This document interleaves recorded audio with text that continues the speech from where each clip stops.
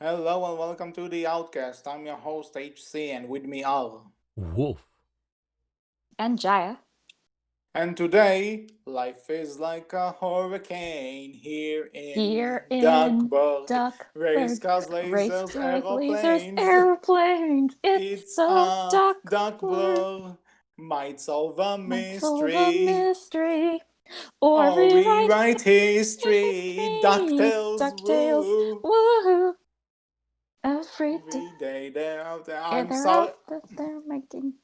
I am not. I'm apologizing for my song, but Jaya at least blessed you with hers, so everything's good.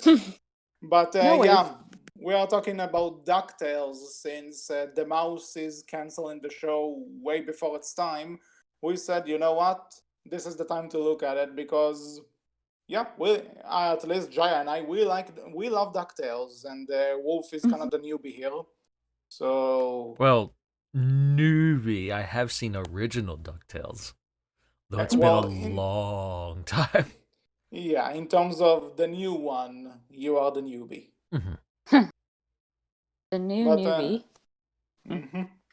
But since you mentioned the original, before we get into this, what was our experience with Ducktales before this reboot? Jaya, what about you?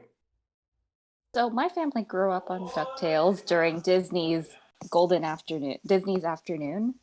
And Good times. obviously, it came out in 1987. I wasn't born yet, but the reruns would play along with Darkwing Duck, Bonkers, Gargoyle, all the good stuff.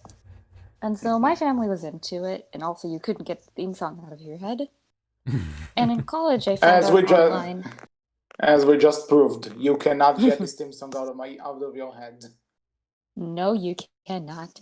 In college online, I discovered that there were comics, and I was reviewing for a comic website where the guy revealed there was an Eisner nominated comic called The Life and Times of Scrooge Mcduck that Mhm. revealed about 70 years worth of lore that Disney are creating through Carl Barks and Don Rosa. And plus, I was Yes. pretty excited to find out when the reboot was coming that they were going to be going into the lore and it's become an ultimate universe of sorts, like Marvel's Ultimate Universe, but without racist writers potentially pitching stories. hmm Though That's Miles the most Morales for the important part. world. Yeah, that is important. Wolf, what about you? More or less very similar to Jaya, right? I kind of grew before my time, but I still grew up with it. Watching a lot of the Disney cartoon reruns back in the day. Darkwing Duck, Ducktales, Tailspin. Oh God, like all of them. The Aladdin cartoon. So many of Oh them. God. I'm about to sing all the theme songs, so restraining myself. Well, so to me, I'm going to be the most unique one and say that I barely saw the original, and it's mostly because there apparently existed two dubs of it over here. There was the TV dub and the VHS dub. And since there were two dubs, it kind of became rare to come across because something about the rights made it complicated to air it or something. I don't know. But something I did grew up was the movie, if you remember that, the Ducktales movie. I do not. Treasure of the Lost Lamp. Yes, that one. Ah, that one.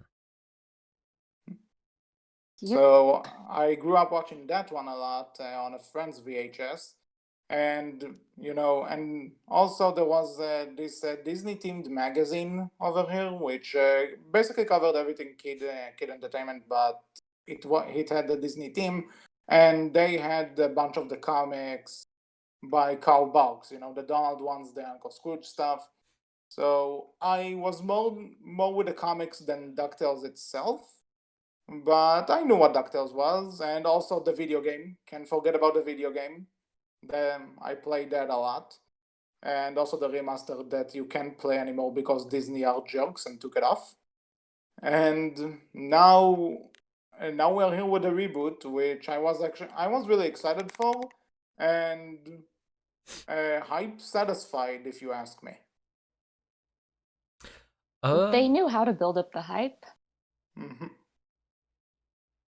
Yeah, Yeah, like I think everyone's hype kind of went overboard when they announced David Tennant is gonna play Scrooge and the voice cast in general.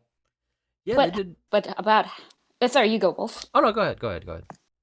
Well, I was gonna say it was how they announced it. They dropped this video in the middle of December 2016, when Yeah. we were all obviously feeling a little less than satisfied with the way the world was. And then next thing you know, on your social media feed, there's Danny Pudi singing the theme to Ducktales along with Kate Micucci and Beck Bennett. Yeah, all the cast was there. There was also Ben Schwartz and Bobby, whatever his last name is. I can't Bobby say it. Monahan. Yes.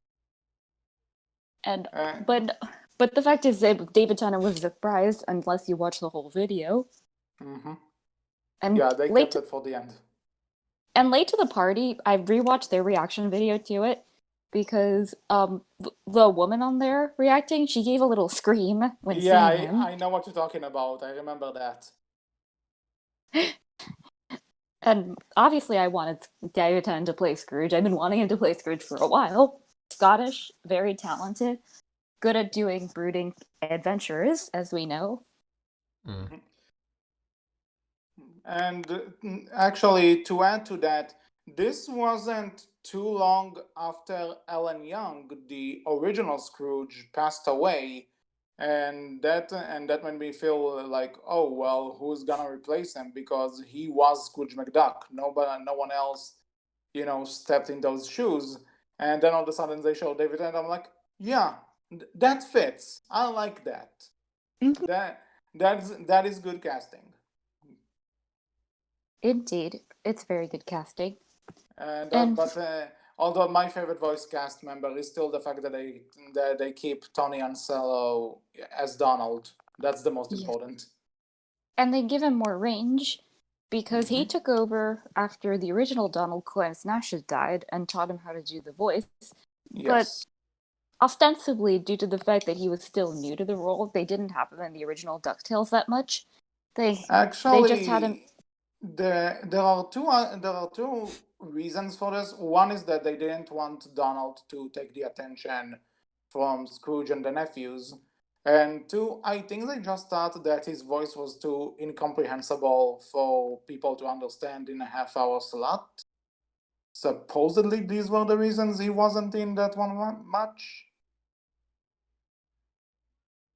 Guess so.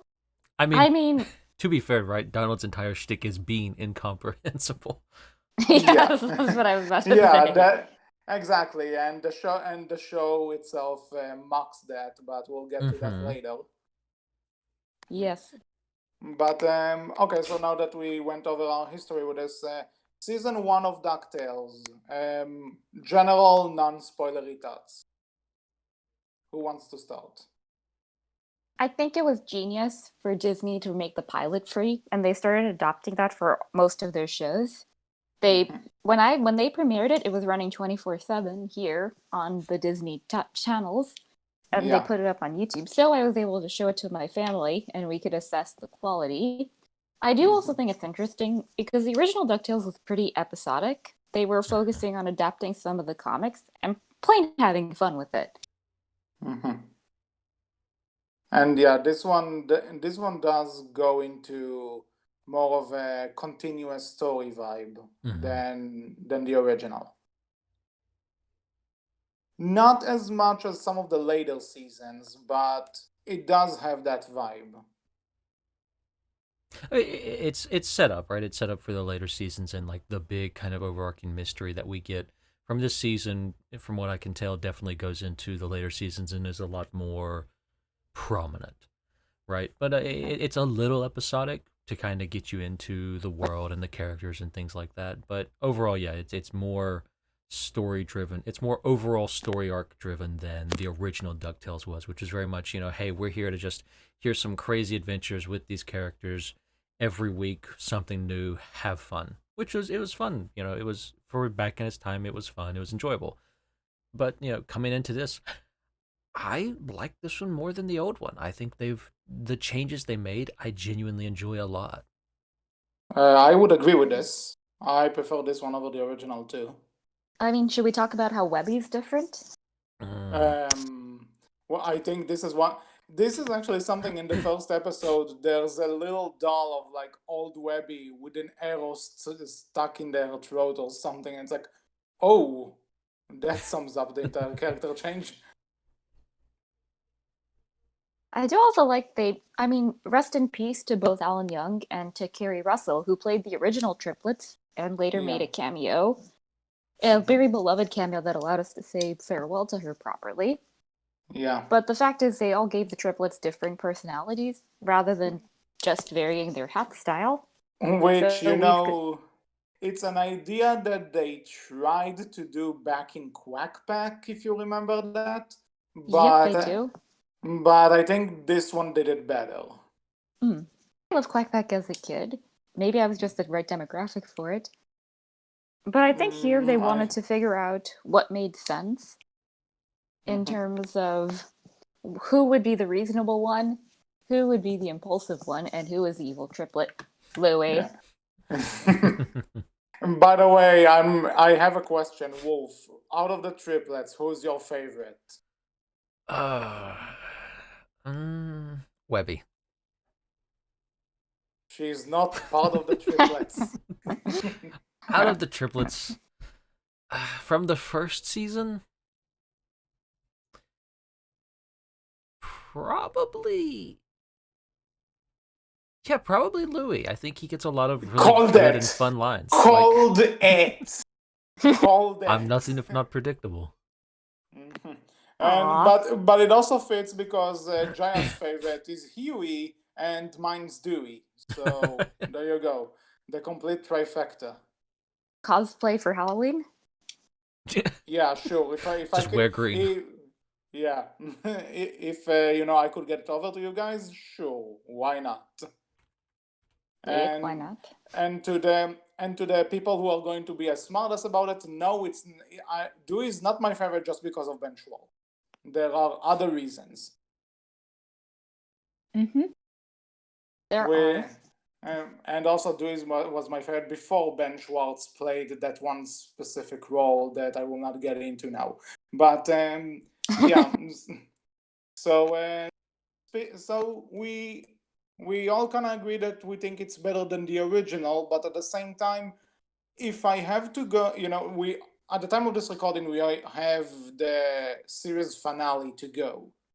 So now, having basically seen the entire series, give or take, I think the first season is the weakest one, but at the same time, if this is your weakest season, your show is in a really good place.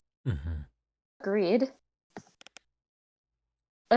Always be warned if season 1 is solid, because then it might mean they'll get lax in season 2, as I found out the hard way.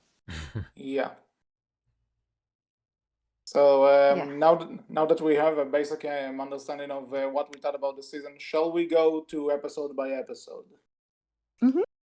Sure.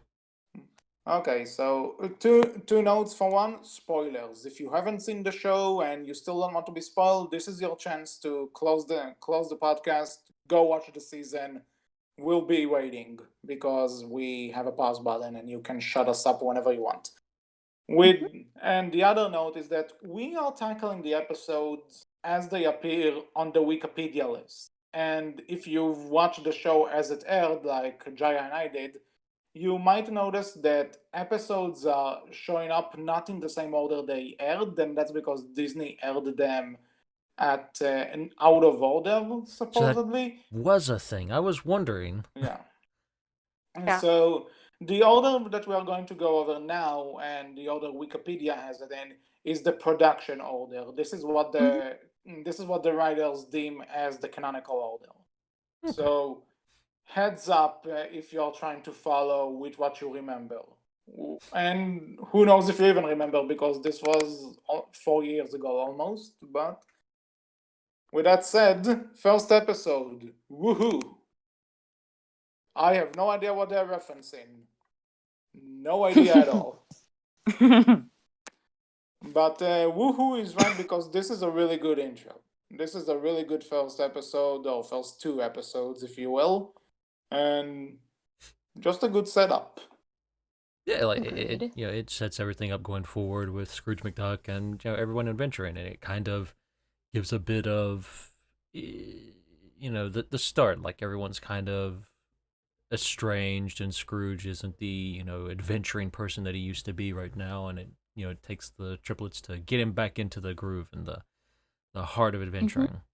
I will say, right, for me, and keep in mind, right, it's been many years since I've seen the original, so the memories are somewhat vague here. But I do feel like the original. If I would say there's one thing I think the original did better than this first season, at least, this opinion could change with the second and third season. But in regards to the first season, I feel like that sense of a new adventure isn't really gotten as much from this. Right? I feel like the original, because it was episodic and it was a new adventure every week sort of deal, right? You got that sense of wanderlust and adventure a little bit more. This one I feel doesn't have that as much. But that may just be a me I personally thing. I don't remember the original enough to tell you. Mm. I do think that the other thing that they do is season one is about paying nostalgia to the Mhm. old series while pointing out the Mhm. stuff. And I think that does cut into the wanderlust. Obviously, there are things that are different. In Woo, it's more, they have new stuff that wasn't there before. Mm. For example, the legend that the chupacabra was a shaved bear, and both the chupacabra and Scrooge posed for a photo revealing this, Mhm. which is absolutely one of the funniest things when Huey says that could have been done on Photoshop. Yeah. Like they're not wrong, but also I don't think they would have sit still long enough for Photoshop. That would be Mhm. one heck of a graphic designer. Yeah. And by the way, I love how, like, the first thing we see in this show is, Donald calls in a babysitter for for the kids while he goes for a job interview, and like apparently the kids just gave her a fake address, which is the middle of nowhere, Yeah. and and then like he goes, crazy old bird, and it's like, these kids, you even realize that they probably tried to trick you later on. Are you really going to blame this on the babysitter? Read the room. Well, I mean, he figures it out eventually. You can also, if you don't hear closely, it could also come up as crazy old biddy, which can Yeah. also be a thing for an old woman. It does figure it out when the boys try to shoo him out, telling him he'll Yeah, be late, and suddenly Dewey's not there. and the boat motor is roaring. Mhm. Yeah, and by So, the way, I like that one of the running jokes is apparently that Huey's full name is Hubert, Dewey's full name is Dubert, and we never know what Louis' full name is. Lewin, it's revealed later on in the God All right. episode. Yeah, that's But right. yeah, it's Hubert, Duford, and Lewin. Originally, Dewey's full name was Deuteronomy, but I guess they did wanted it to sound more ridiculous. Yeah. Because I walking around the street every day and I made a Duford, but that's a thing. But this is a change I do like. That, in the original, Donald just makes a deal with Scrooge to look after the nephews while he's out in the Navy. And here, he basically just drops them for an afternoon while he goes for a job interview. But also, he kind of wants to do this without Scrooge finding out. He wants to do this quickly, and without alerting his uncle. And we later see that they have this, they don't have the best relationship. Actually, they Nope. haven't spoken in years. And for a start, that captivated me as to like what exactly happened with these two. Why do they resent each other so much? Plus, their exchanges are really funny. Oi, Yeah. jettison that jalopy from my driveway, you deadbeat. Yeah. Like, I also like how when Donald refers to Scrooge as Uncle Scrooge, and the kids are like freaking out, and I think it's Huey that like climbs on the top of the yep. roof of the car and just flips all the way to the second side, and it's like, yeesh. They're so excited. And Donald's like, eh. Yeah, but also this is another thing from the comics more that Donald is a bit more, kind of has the streetwise to him, where he kind of tricks Scrooge to looking after the kids, with clever wording that is like, Mrs. B said you'll watch over the kids. Can you do that without losing them? Scrooge is like, yeah, of course I can. And Don is like, great. And Scrooge is like, wait, what? Suddenly he realizes what he just agreed to. I love Yes. it. But we find out why Donald was able to manipulate him into agreeing when we find out later who Scrooge lost. And then you're like, oh. But again, this is what I love about this first episode. True, we know that now, but we have this kind of thing that you're like, okay, what's the deal with these two? Like, they are uncle and nephew, but what exactly is the problem with them? So again, that was interesting to me. Indeed. Wolf, do you agree?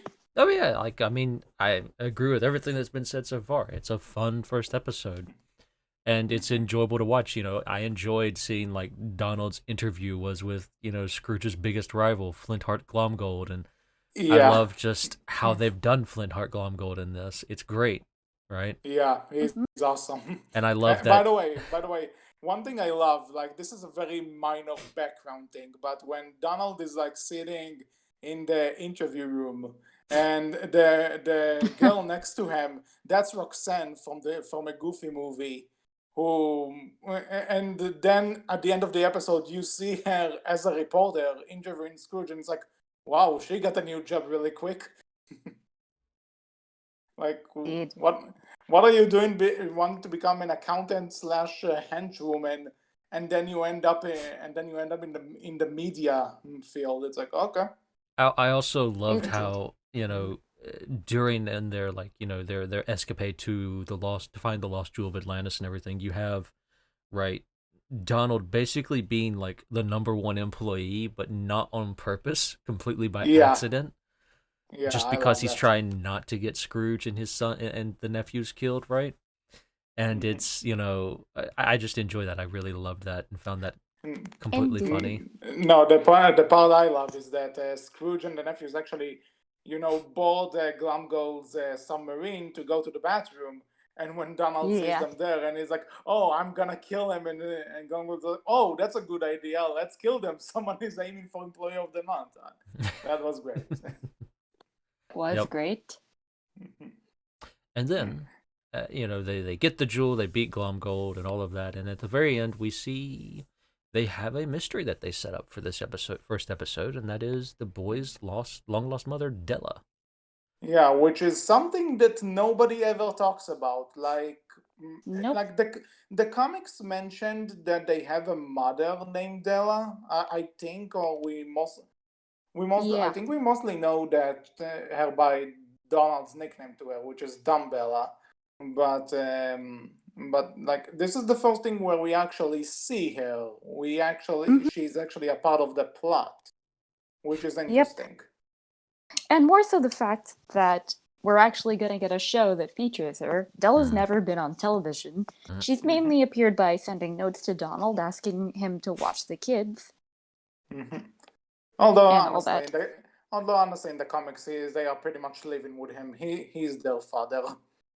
Yep, but their relationship's a little bit rockier. It's something you'll see in the comics and in the vintage cartoons. The triplets are little monsters. They do all they can to get away with stuff, including faking Donald's death to get dinner. Yeah, like, it makes sense in context. There was one comic where they actually fake getting lost somewhere, and he gets a bunch of people to help him find them, and then when as he's convinced that he lost them for good, they just pop out of nowhere and they cause him to faint. Like, they are monsters. Yeah, they are little monsters. But Disney Vintage is really funny. But you can see why it wouldn't fly in the 2020s. Why Donald has his bad temper, but he keeps it in check when the boys are around. Like, one of the jokes, actually, visual jokes, is that he shows people on Glumgold's ship, pictures of them, and we see that do his first steps were like on a mattress surrounded by pillows, and he's about to catch him with a baseball glove.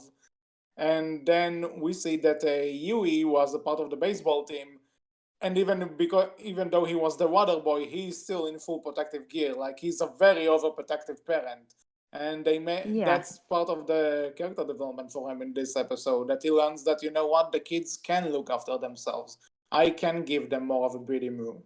Well, you also learn, Yeah. like, even later in the season, why he's so overprotective as well, right?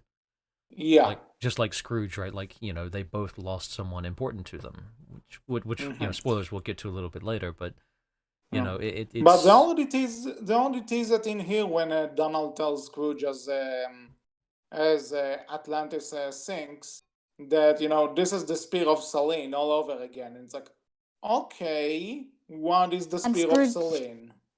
Yep, and Scrooge saying, I was not responsible for the Spear of Selene in a very defensive tone. And But again, it's already setting you that tone of, there's something here we don't know yet, and we Nope. want to know what it is. Indeed. But going backwards a bit for earlier in the episode, because we mostly talked about the second half, and because Jaya brought this up, I love the new Webby. She's great. agreed. Like, Agreed. Old Webby was fine for the time. Like, she worked for the show she was in, but I love the changes they made to Webby, and they made her like. I think the new Webby would, given the chance, she would kill the old one. Maybe not. Befriend her and teach her some self-defense. Yeah, she would definitely teach her how to be badass. But I love that. I love that they made Webby like so much more of her own character, and she's not just this overly girly damsel in distress type character this time around. I love that. I love the fact that it's all of them rescuing everyone at times when they need it. Yeah, something I don't remember from the original, was she always Bickley's granddaughter? I don't remember this from the original. Yes, she was Beakley's granddaughter. Okay. And I think the other thing is the relationship with the triplets is better, because you know how older kids are with little kids, which the original accurately depicted, which was the boys don't really like hanging out with Webby because she's little, and she's a kid and has different ideas of playtime. Here, she more like, she does scare them into asking if they'll be her friends, considering she lassos them like Indiana Jones and interrogates them. Yeah. Which And also, jumping a bit ahead to the next episode when they are playing, when they are playing with the the fake guns and stuff, and she's literally taking this too far, and like stealing their own guns and setting up traps, and it's like Jesus, you're a kid. These are not terrorists. But again, I love how that's represented, because that's how she's raised, because she's never really interacted with people her own age before. Yeah. No. And she mentions her granny's overprotective. Miss Beakley is as Donald, if a little bit more. Actually, the fact that Bickley tells her that, you know what, you're safer with Scrooge than being on your own, that's what sets Donald off to, like, you know what, I think I can let the kids see you every so often, and then the houseboat blows up, and then Scrooge invites them to stay. Indeed. That's another thing. Louie trying to teach Webby how to lie to her grandmother is one of the funniest subplots in this. Yeah, and also I like the fact that she says at one point that there's an uncle which came to visit, and then Launchpad actually starts talking Spanish on the phone. It's like, Swedish. okay, it's Swedish. Okay, yes, it's Swedish, but it's like, oh, okay, thank God he knew Swedish. Yes. And then Beakley addresses him as Uncle Hampus when she comes to meet them. Yeah. By the way, Launchpad is still as great as the original, and I like Beck Bennett's voice for him. Agreed. Agreed. He nails the original Launchpad inflections well, and Launchpad is still, he's not the best driver, but as a pilot, he's really good when he's not crashing. Actually, that's another bit I like, that where Scrooge says he needs a pilot, and then Launchpad was just waiting in the hall, and then he's like, I'm a pilot. And then he And says it about 3 times. And then yeah. when they go to help Scrooge deal with the dragon, Scrooge Mhm. goes, "Since when is Launchpad a pilot?" Yeah. Again, the writing in this show is so good. Like, It is. but we've talked about the first double episode long enough. The last thing I want to add is that hosting, like this headless host that gets like the Scrooge statue head, and it's like a head. I'm no longer a freak. Thank you, and it walks away. and I was just fascinated by the idea that we'll never see this thing again, but we do. Don't get me wrong, I'm glad that we see this thing again, but originally it was like, oh, okay, glad he's happy.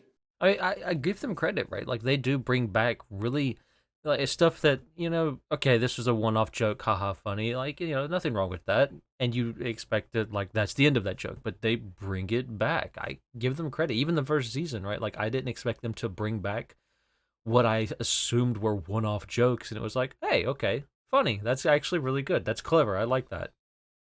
And Mhm. the headless horse is one of those jokes that you kind of see recurring throughout the season a little bit here and there. Yeah, that it Uh, becomes a lab assistant later on, which is great.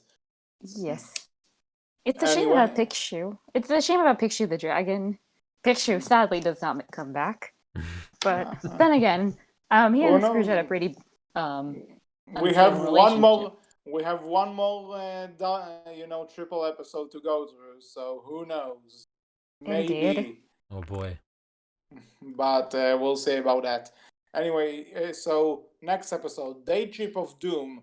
I think it's nice that after we got a double episode that was pretty adventurous and had a lot of risks and stuff, we got an episode to just have fun and see like Webby trying to settle to having friends and actually experience being a kid outside of the mansion. Mm-hmm. With that And said, failing horribly at it. yeah. Like, but before that, one part that had me laughing is that when Scrooge wakes up and he sees the kids playing, and Bickley is like, this is madness. We have to stop this." And he's like, "I don't care about the kids playing. We accepted them in. We need to make a few sacrifices." But then, as soon as he sees that Donald is using his bathtub, that's it. No, we are calling a house meeting at this very moment. Yes. But Scrooge does the sensible thing. He basically gives him his rules are stay out of my stuff, and he lets Beakley handle the housekeeping as a compromise, which is more than fair. Mhm. By the way, I had a dipshit moment, and I thought when Louis says about Donald and Bickley, like, are they gonna kiss at some point? I'm like, okay, considering Daisy wasn't in the original show, please don't tell me they are going in this direction. And thankfully they didn't. No. But I mean, that's another thing I like, though, that they give Donald and Bickley like this bonding moment where they go to save the kids, and we see Donald getting to beat to beat the hell out of the big old boys, which That is was just your shipper's amazing. heart, yes. HC. No, it wasn't. Yep. It was a nice moment because Beakley saw that Donald was being stubborn and a bit impulsive, not thinking things through. But when his kids are in danger, along with Webby, she can't help but stand in amazement. Then he takes Yeah. on a Beagle Boy 3 times his size and clobbers him. Mhm. I think it's also implied, at least later on, that people are just don't take Donald seriously because of his voice, because you can't always understand him fully. And then when you see that he's actually a competent fighter, that surprises you. Mm-hmm. Did. And speaking of which, when Jaya failed Webby failing at being social, so there's the point where Louis kind of, tells the waitress like, "Give me the free water cup," and then he feels a punch in it, and she's like, "This is not right," and it's like, and he's like, "Oh, if they don't know, it doesn't bother them. Go ahead, try it." And Webby's like, "Oh, I want the free cup, but for a punch, wink, wink." And Raiders has no idea what she's talking about. Oh yeah, I love the fact that the waitresses The waitress does know, right? But she's there trying to like, you mean the free water cup? She's like, yeah, the free water cup for juice. Wink, wink. And it's like, oh my god, Uh, I love this child.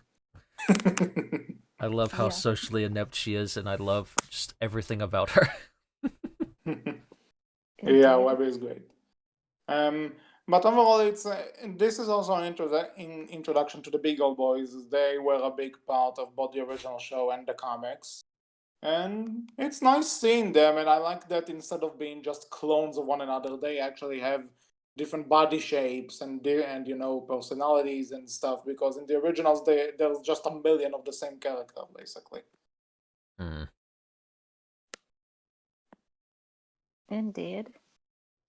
Anything else on Day Trip of Doom, or can we move on? No, this was a good Webby episode, I thought. Like, this was a really good at kind of establishing more of her character. Yes, I Indeed. agreed. It So, also solidifies a rivalry with Ma Beagle. The lady does not like being duped by a child. oh no, she doesn't.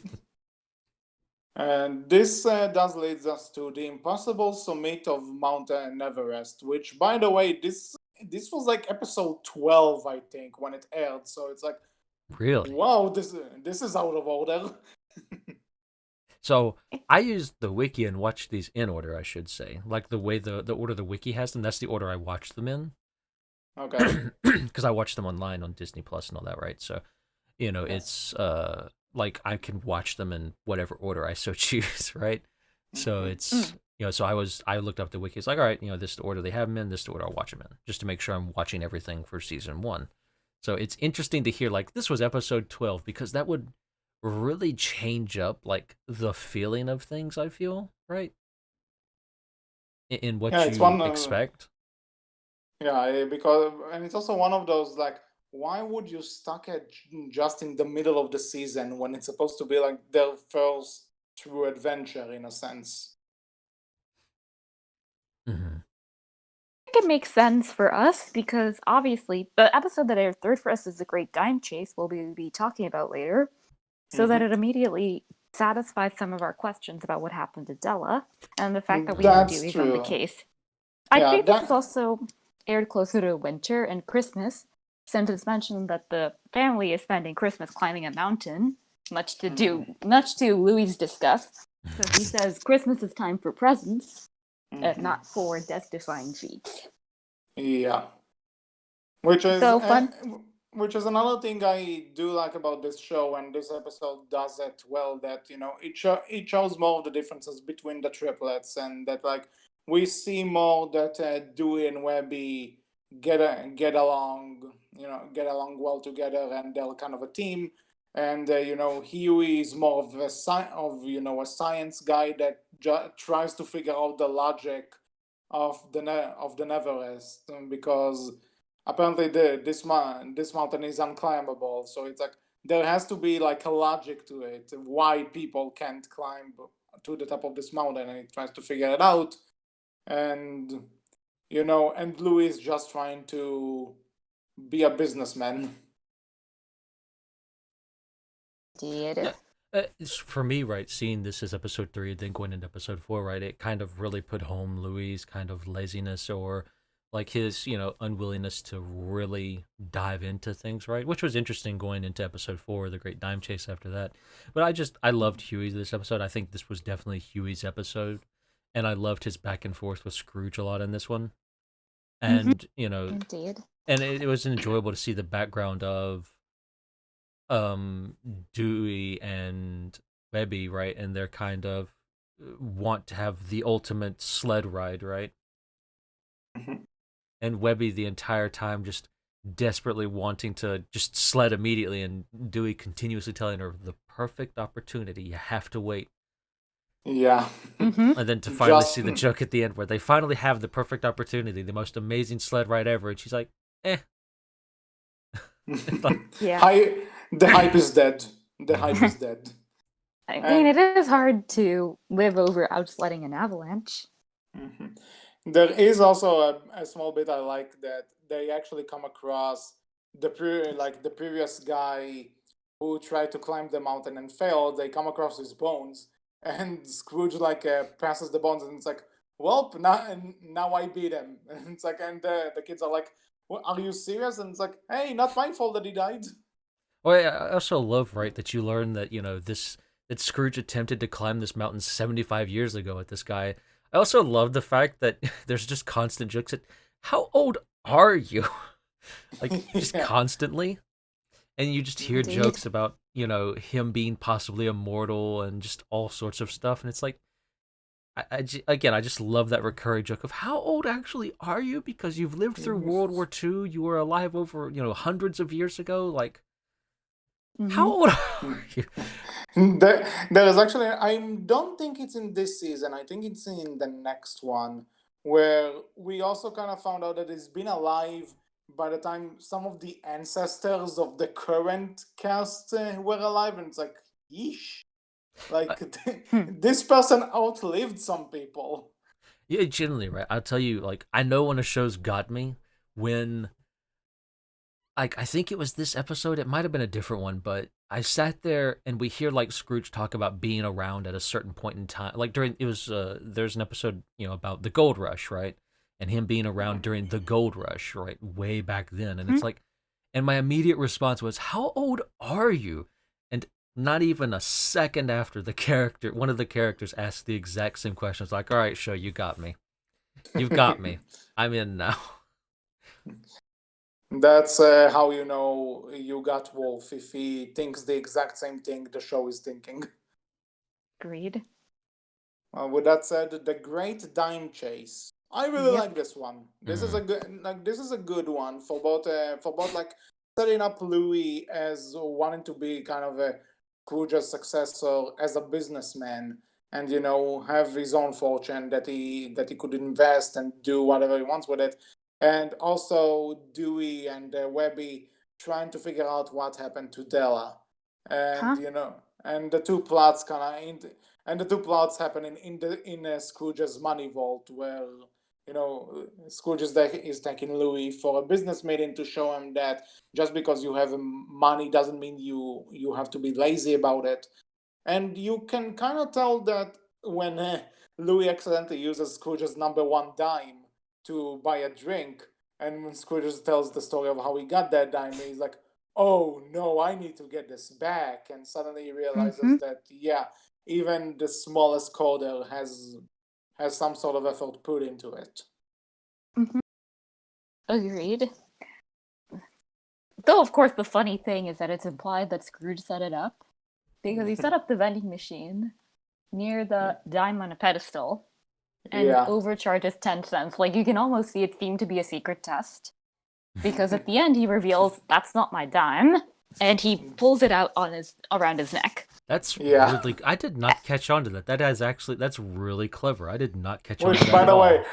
Which, by the way, I love how one part of his expenses is actually keeping that pillow in for the dime. And it's like, you can hold it in a glass, but why does the pillow need to be there? Like, you could have a stand or something. Oh yeah, that's. By the way, mood part of this episode is that when Louis tries to searches for for a video guide on how to crack a lock to get the dime, and then as he's about to get to the part he needs, it's like, no, don't play an ad, no. And it's like, I relate so much. Indeed. Though the video also said you need something small like a dime if you're gonna unlock a door. And Louis says with irritation, if I had a dime, I wouldn't be watching this video. The other great there are two other good subplots in this, in addition to Dewey and Webby's quest with the librarian that apparently carries around a sword for use if people try to quit on their quest. And also like that she kind of realizes that Dewey is Della's son, and she's like, oh, you're not gonna give up, you're gonna find out, but I'm not gonna tell you what exactly happened. You need to find that secret out for yourself. Indeed, and they do, which leads to one of the saddest moments in the early episodes, where Dewey, with his DNA, unlocks a secret shrine to Della. It's a room filled with pictures, and obviously Webby takes photos, because she mentioned Scrooge apparently made a mailman disappear for bringing Yeah. junk mail addressed to Della. And Yeah, then this is evidence. This is all yes, evidence. and then you see this note that's been framed on a wall. Scrooge, I took the spear of Selene. I'm sorry. Yeah. And it stops everyone dead cold. Because we are not entirely sure what the spear of Selene is, but now we see that maybe Della acted on her own impulse, and considering Donald has some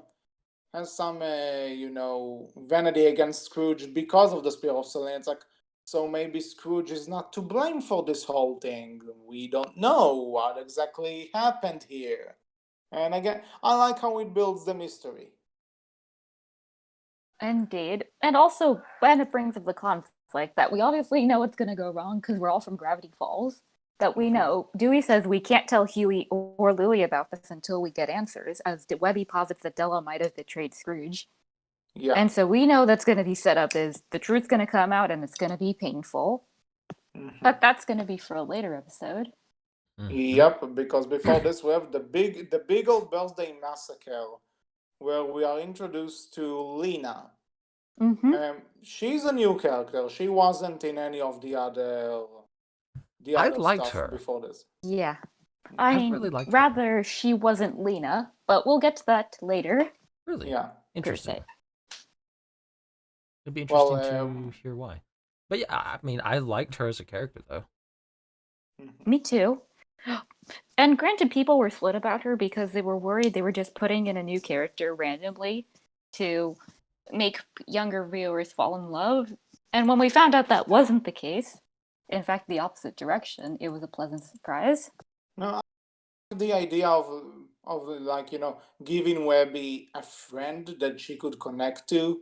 And like the reason for this is that the triplets obviously have their shared lives together, so they have their in jokes and stuff that Webby just naturally doesn't get.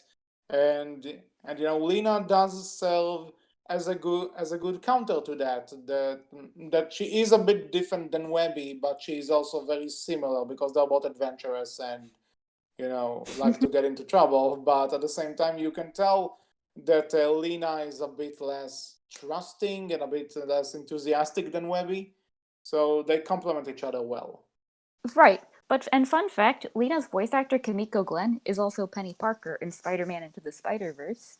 Oh, then she's got range because I didn't even recognize her.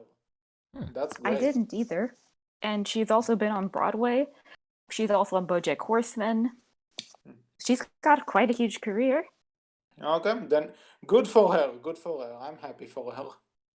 But one thing we haven't been answered, why Louie is called Captain Lost. I don't think any episode in the seasons have addressed that little backstory. Up for the fanfiction writers to decide. If nobody wrote about that, I'm very disappointed. Go and do it. I assume the two of you are a bit more connected to this fandom than I am.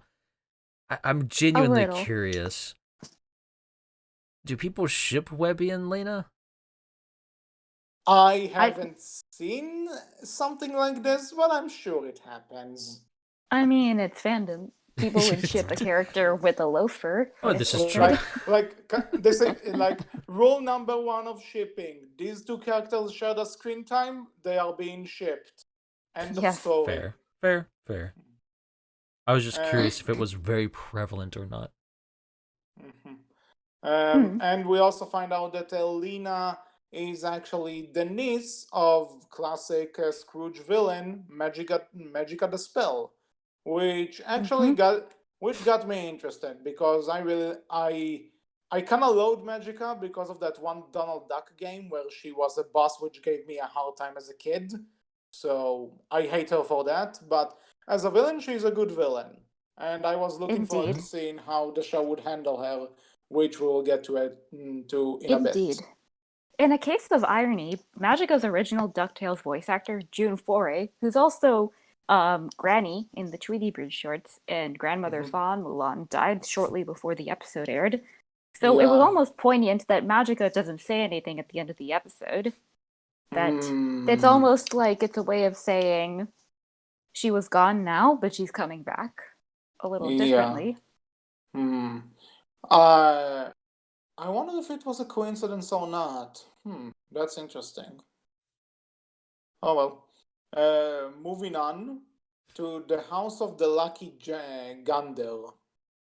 I like this one. I Mhm. really like this one. Probably It's because it's a it's Donald funny. episode. Yeah. It it's also hilarious as an episode. The Yeah. gags work perfectly with the Oh whole yeah. cast. Gladstone is insufferable, but you can't Yeah. take your eyes off him. And Donald, of course, is Donald.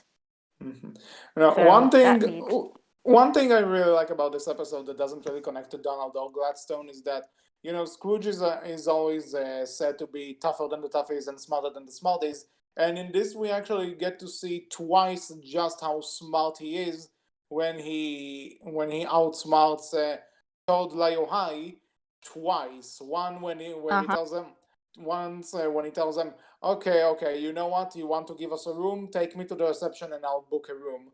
And then he's like, aha, the door is always where the reception is, which proves that Scrooge has never been to Hungary because the hotel I was in Budapest didn't work anything like that. But but the second thing is that he tells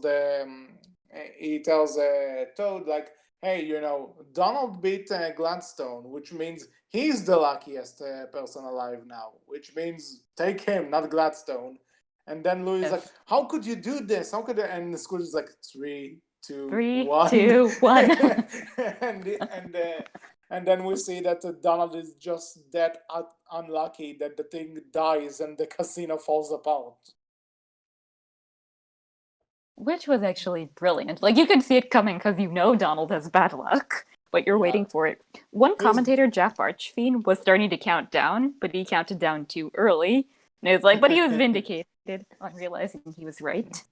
Okay, close enough. But and also, it is kind of funny that the only thing that can kill a luck is the person who was born on Friday the 13th. Go I'm not. figure. I'm not joking. This is Donald Duck's actual birthday, Friday the 13th. There's no other Like, day. But that yeah. would explain it. The music is also great in this episode. Gladstone's theme is the perfect amount of fun and insidious, especially when Yes. he's doing the foot race with Donald, that he's just strolling along leisurely, and the race course is benefiting him. Oh yes, I Meanwhile, love that Donald, that back and That's great. forth. Between the Yeah, between the songs alone, like that was just so good. The themes, okay, so good. I it is so agreed. good. I agreed. So yeah, this is a great episode, but from a great one, moving to one that I'm kind of like, about, and that's the infernal internship of Mark Beeks. I Mark think, speaks. yep, I don't like Mark Beeks all that much. I get what they're trying to do with him, but it doesn't work. If you ask, actually, no, it's that it works too well. Mark Beeks Because is a new character, Exactly. right? Hmm? Mark Beeks I is a think new he, character, right? He wasn't in. I think he is. He couldn't have been. He couldn't have been in the old ones because that was well before Facebook was a thing. That'd be way before. That'd be way ahead of its time if that was a thing. But yeah, I agree. Like his character, like it's not my favorite, and this episode was also. There is one joke I like where Huey and Dewey get off the bus to start their internship, and Dewey shows up with his briefcase about, well, I have everything I need in there, and Huey's like, you have no idea how to open this, do you? And it's like, no idea. So okay, I like that joke, but I mean, the again, like to be fair, like a lot of the jokes land extremely well. It's just, with this episode. yeah, I agree. It's not Yeah. one of the better ones. I think it's a case of gone horribly right, as you mentioned, because Mark Beeks is originally going to be Mark Zuckerberg and a parody of these. And the other issue is that Dewey's kind of acting like Louie in this episode, because you'd expect Louie to be the one doing BSing his way through an internship. Yeah, And it felt like the voice actor was just not available, so they got whoever they could, and it's like, yeah, okay, let's give him one episode to have that character trait. Yeah.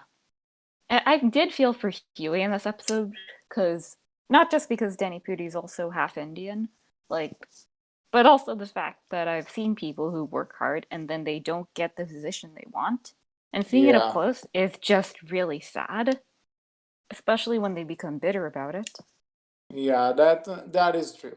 That is very true.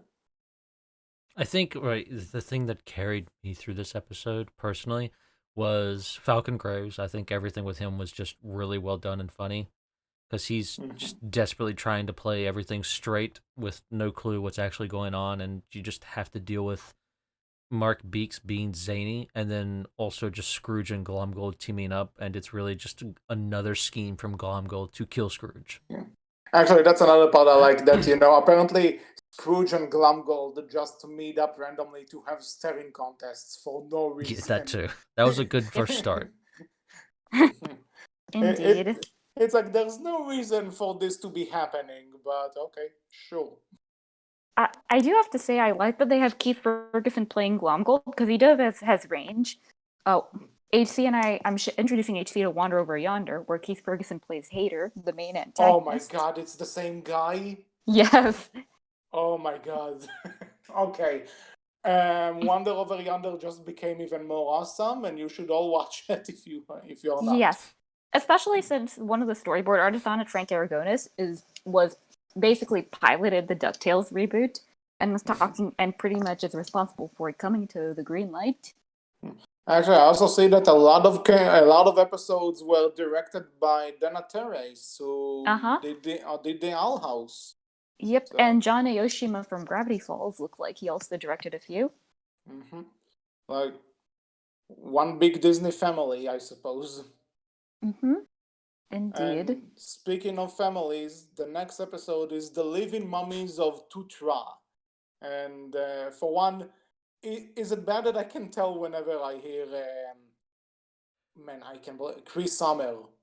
Is it bad that I can just tell whenever I hear her already? Like I know her voice too well? She's been in a lot of media. I think she was in Sabrina the Animated Series, Star vs. the Force of Evil. She's very talented. No, she's talented, but it's like I'm starting to figure out whenever she's in something. I'm like, wait, that's Chris Summer. To be fair, I mean, Tara Strong's gonna appear in a later episode, and that is true. She's also recognizable once you realize who it is. Yeah, that is true. But I think this is one of the episodes that's kind of like a retelling of one of the episodes from the old show. Mm-hmm. Indeed. But for retelling, it's a good episode. Like there's nothing memorable in it that like I'll take away from for the rest of the show. But it's a good one. I enjoyed it. Well, the things I would take away with it for one are Huey's existential crisis. And you can see it's a coping mechanism. His desire to find a logical explanation for everything is a way for him to cope with a world that doesn't make sense. And that's become a bit more relatable in the past 4 years, that you want to find explanations than answers. I mean, that's pretty much Cheaty in The Good Place. I think Huey and Cheaty would get along very well. I need that crossover. Like, ASAP. And we also see Catherine Tate for the first time speaks as Magica Dispel. And fun fact, Catherine Tate was Donald Noble in Doctor Who, with David Tennant's reign as the Doctor. So she and Scrooge have a history, so to speak. Yeah. But she's unlike her comical character on that. She's a completely menacing villain here, which is quite amazing because it works. That she forces Lena to try and murder Beakley, who's become suspicious of Lena, for a good reason, because Lena convinced the kids to watch an R-rated movie, and then to go down abandoned train tracks. By the way, you're jumping ahead an episode, so... Oh, sorry. No, it's okay, but like, honestly, again, for the Living Mummies of Tutra, this is, like I said, it's one of those episodes that's fun. I like the adventure, I like the characters they come across, but there isn't a thing to really get from it for the rest of the series. The next episode, however, Then, and the fact that Jaya accidentally jumped an episode kind of proves the point. So thank you. But Touche. so yeah, but Terror of the Terrafirmians. That I liked. I like I always like these episodes that are like kids are watching a movie that's clearly not for them, but then instead of hallucinating, the thing is actually real. I like that one. It's an adaptation of an earlier Duck comic and a Ducktales episode, but it's a little different in that the Terrafirmians were causing earthquakes in Duckburg by holding a race, crashing against the walls. Okay. And Scrooge interfered because it was threatening his money bin. Here, the Terrafirmians are a little bit more benevolent, if Yeah, and more Scrooge, oblivious. and this is one of those episodes where Scrooge is nowhere to be seen too. Indeed not. Instead, Beakley is the adult, because she aptly refers to Launchpad, who gets totally scared by the movie, as the man-child. Yeah. Duck-child. Wolf, what is your take on it? I enjoyed this. I really liked Launchpad and Dewey and their back and forth, right? Because you had this like them two being best buds and friends, which comes back into play later, right? And I love the fact that you have Launchpad the entire time being suspicious of him being a mole man and a Terrafirmian and all that, and like then Dewey comes up, like, "What if you're one?" And then he's just like, "Wait, what if I am one?" Mind blown. Like, I just love that, and again, like the VA for him just plays it so well. And I also loved Beakley and Lena's back and forth as well, and just Lena and Huey and Webby's back and forth and all that, and Huey, as Jaya said, Huey trying to desperately, like, trying to say, okay, logical explanations for all of this. There has to be. You can't just say, like, this made up thing exists when it obviously doesn't. When, surprisingly enough, it does. And then he catalogs it and categorizes it and says, all right, now it's in here. Now it exists. Now it's, known. Now it's logical. Yeah. This was a really good episode. Agreed. And like Jaya said, I like that we get this little tease to Magica by the end. That now when Beakley trusts Lena, Magica is like, okay, we are getting there. Just stick with my plan. We're in the green zone. Yep. Playing the long game, as Lena aptly puts it. But it's interesting because Lena did have a chance to either leave her under a pinned car, or just smash her with a rock right there, and Lena instead chooses to save her, while Magica kind of gives a Muppet face of disappointment, the Kermit face. That is the Kermit face. Oh my god.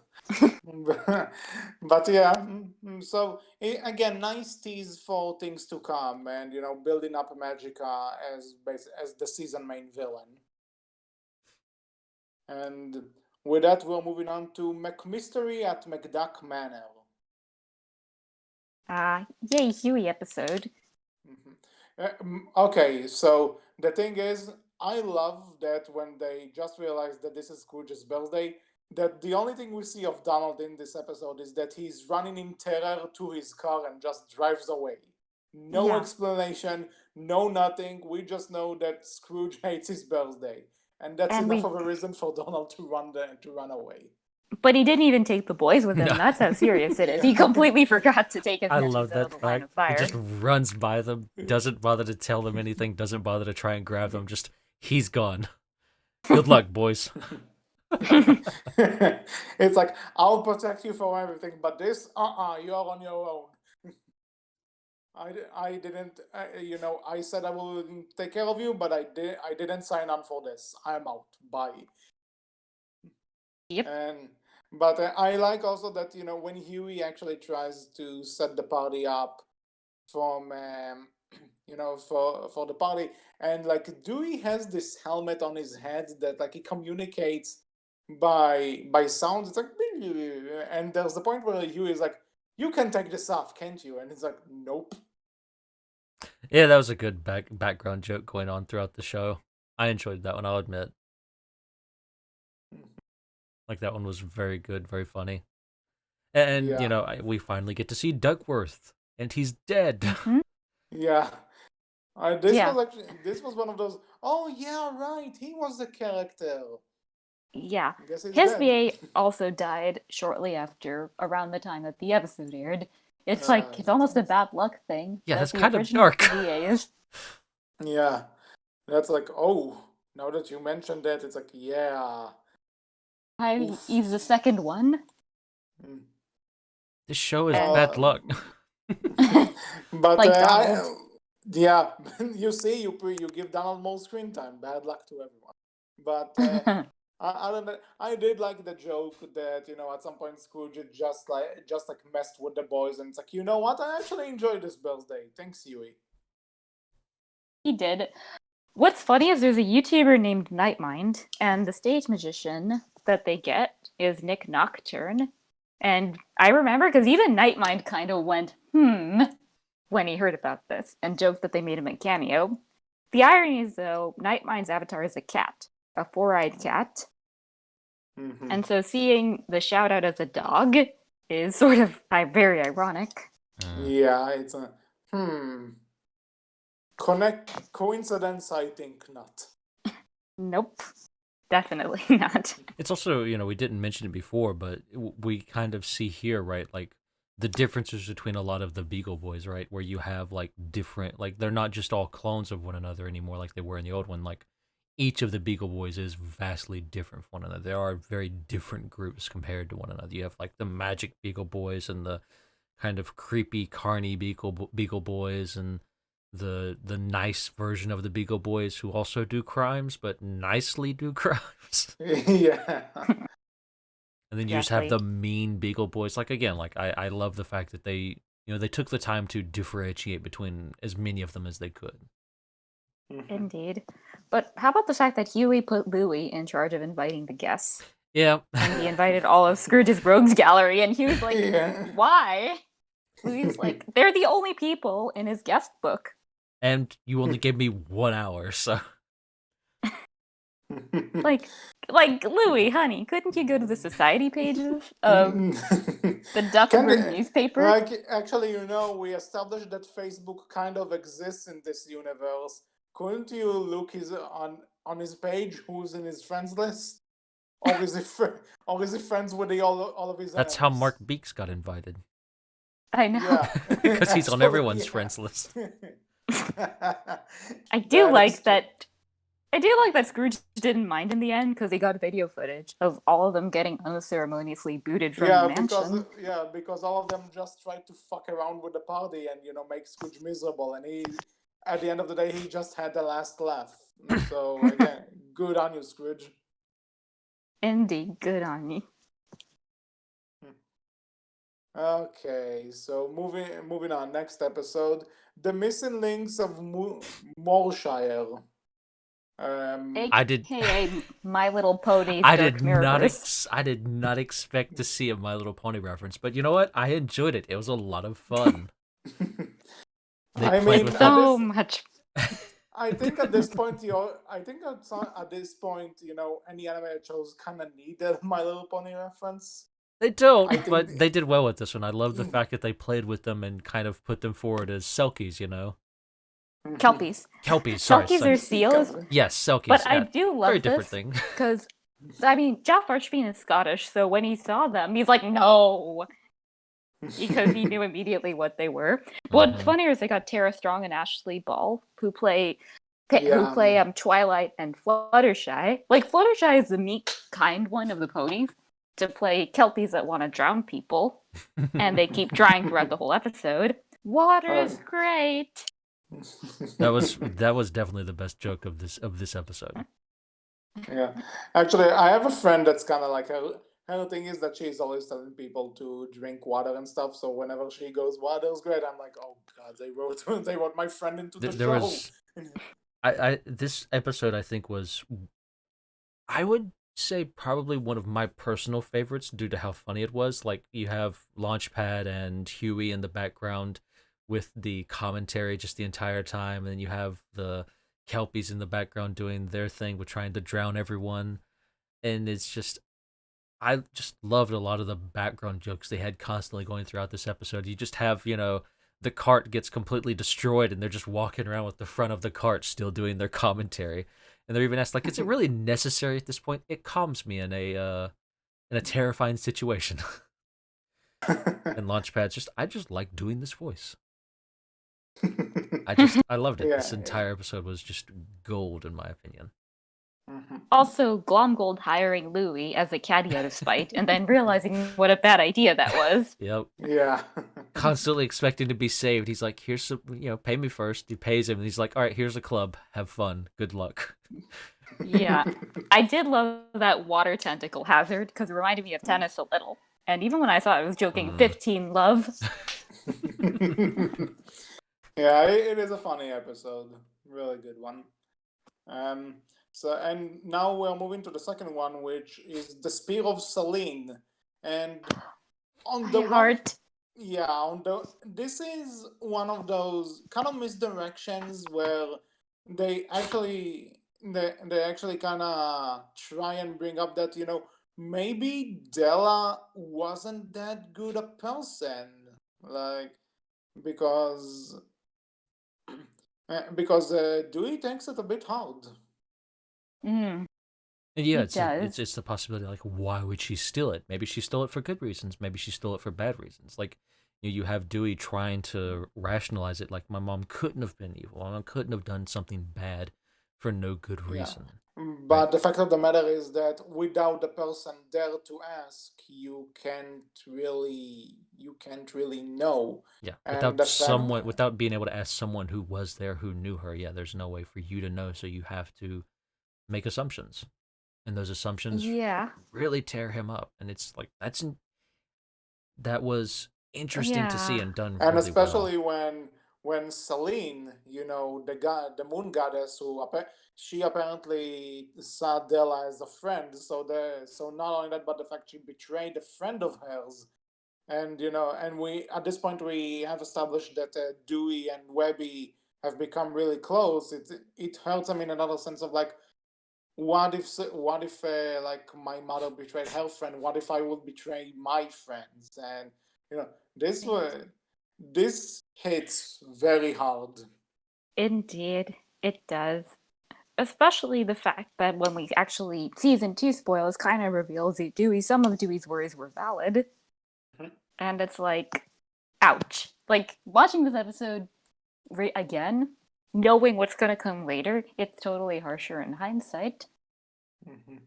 And the thing is, this is a red herring, because Selene reveals she doesn't have a spear, as in an actual weapon. She has a sphere, an orb, that shows memories.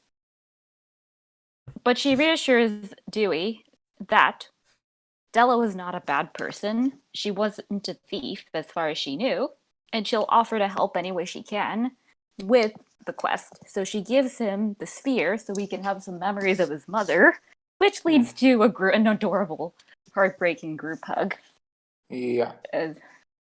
But while this half of the episode is great and very emotional, we have the other half with Storkules. What? Don't tell me you hate my boy. What? Storkules was great. I like the concept, but maybe it's because I have knowledge of the future seasons ahead of me. So okay, interesting. I like Storkules was a great himbo. Jaya might know what I'm talking about, but like there's an episode in the 3rd season where I'm like, God damn it, shut up, go away. Storkules is a great himbo. I don't know what you're talking about. He was my boy.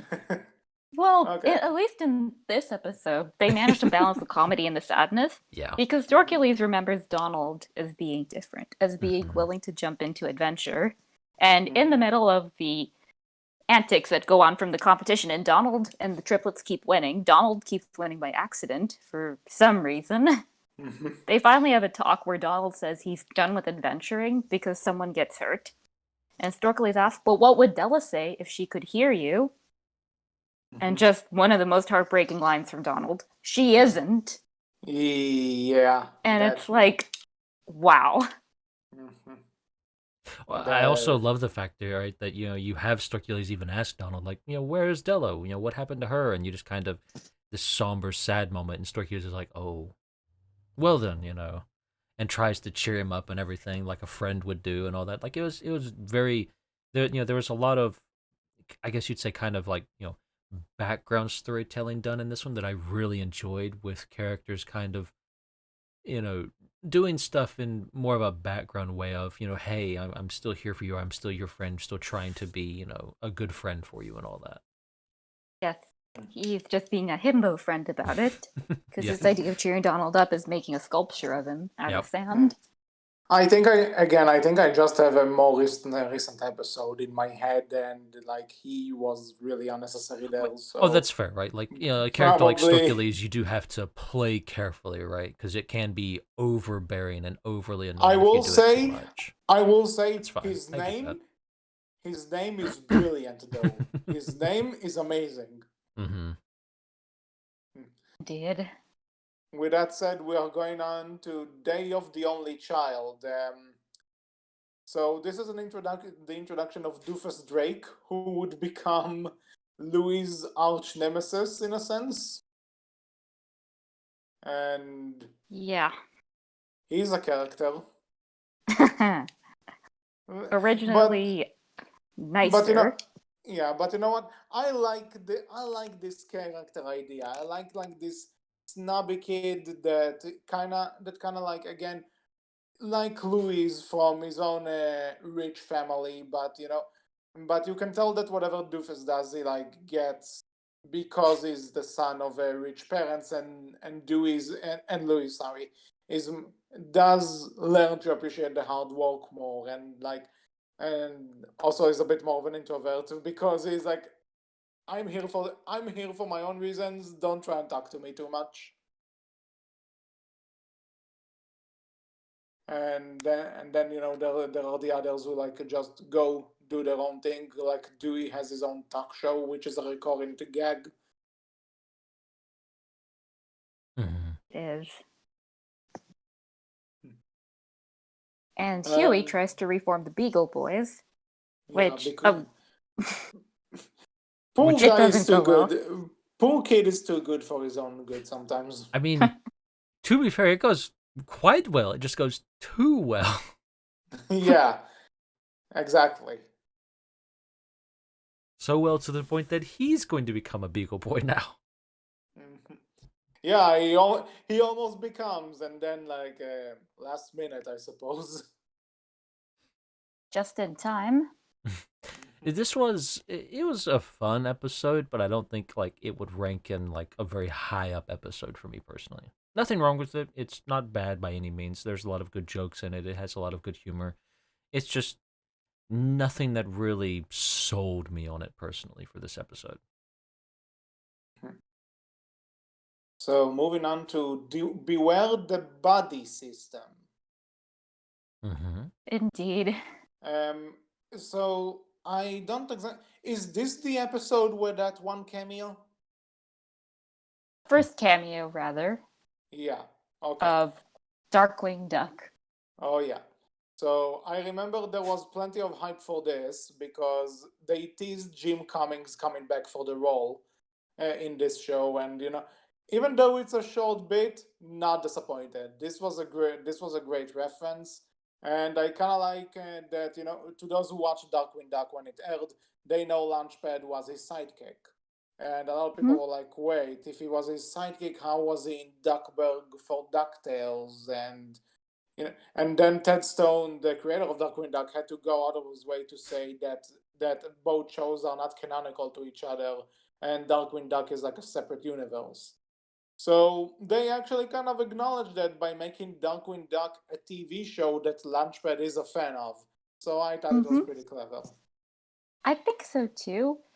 It's also a homage to the Adam West Batman show, which was also filled with slapstick, and it's Yeah. foreshadowing for season 2 of one of the best episodes in it, in my We'll get- opinion, and in yours. We'll get But- to that. Interesting. We will. But yeah, it's also nice that the clip pays homage to the good about what made Darkwing Duck amazing. That's really funny. But the I villains like are the still a fact that legitimate they- threat. Yeah, they actually give him like the opening monologue of "I'm the terror that flaps in the night. I'm yada yada yada. I'm Darkwing Duck," and then he sees the villains run away, and it's like, I need a shorter intro. And it's like, yeah, for 91 episodes, he used that exact same intro, and the villains are just polite enough to let him finish the whole thing You never without running away. interrupt the monologue. I do love the chattering teeth gag, though. Yeah. That Quacker Jack has. That you hear chattering teeth, and then he's holding up one of those wind-up teeth. Yeah, that was great. And also, I like when Launchpad tells Dewey about the show, and he says that that the actor was always persistent on doing his own stunts, and then we see him like fall down, smacks his face into the camera, and he goes, "Keep rolling." It's like, who edited this? Why would you leave an obvious outtake in the episode? Because Jim Starling's a little bit egotistical. Yes, but editorial is not in the editing room, I suppose. But speaking of Darkwing, this does lead us to an introduction of another classic character, which is Gizmoduck, Played by Lin-Manuel Miranda, our national treasure. our national treasure. I did not realize it was him at first, but he does really good. I loved him in this as Fenton Crackshaw. And Indeed. this is another thing Brendan I like. Crackshaw Cabrera.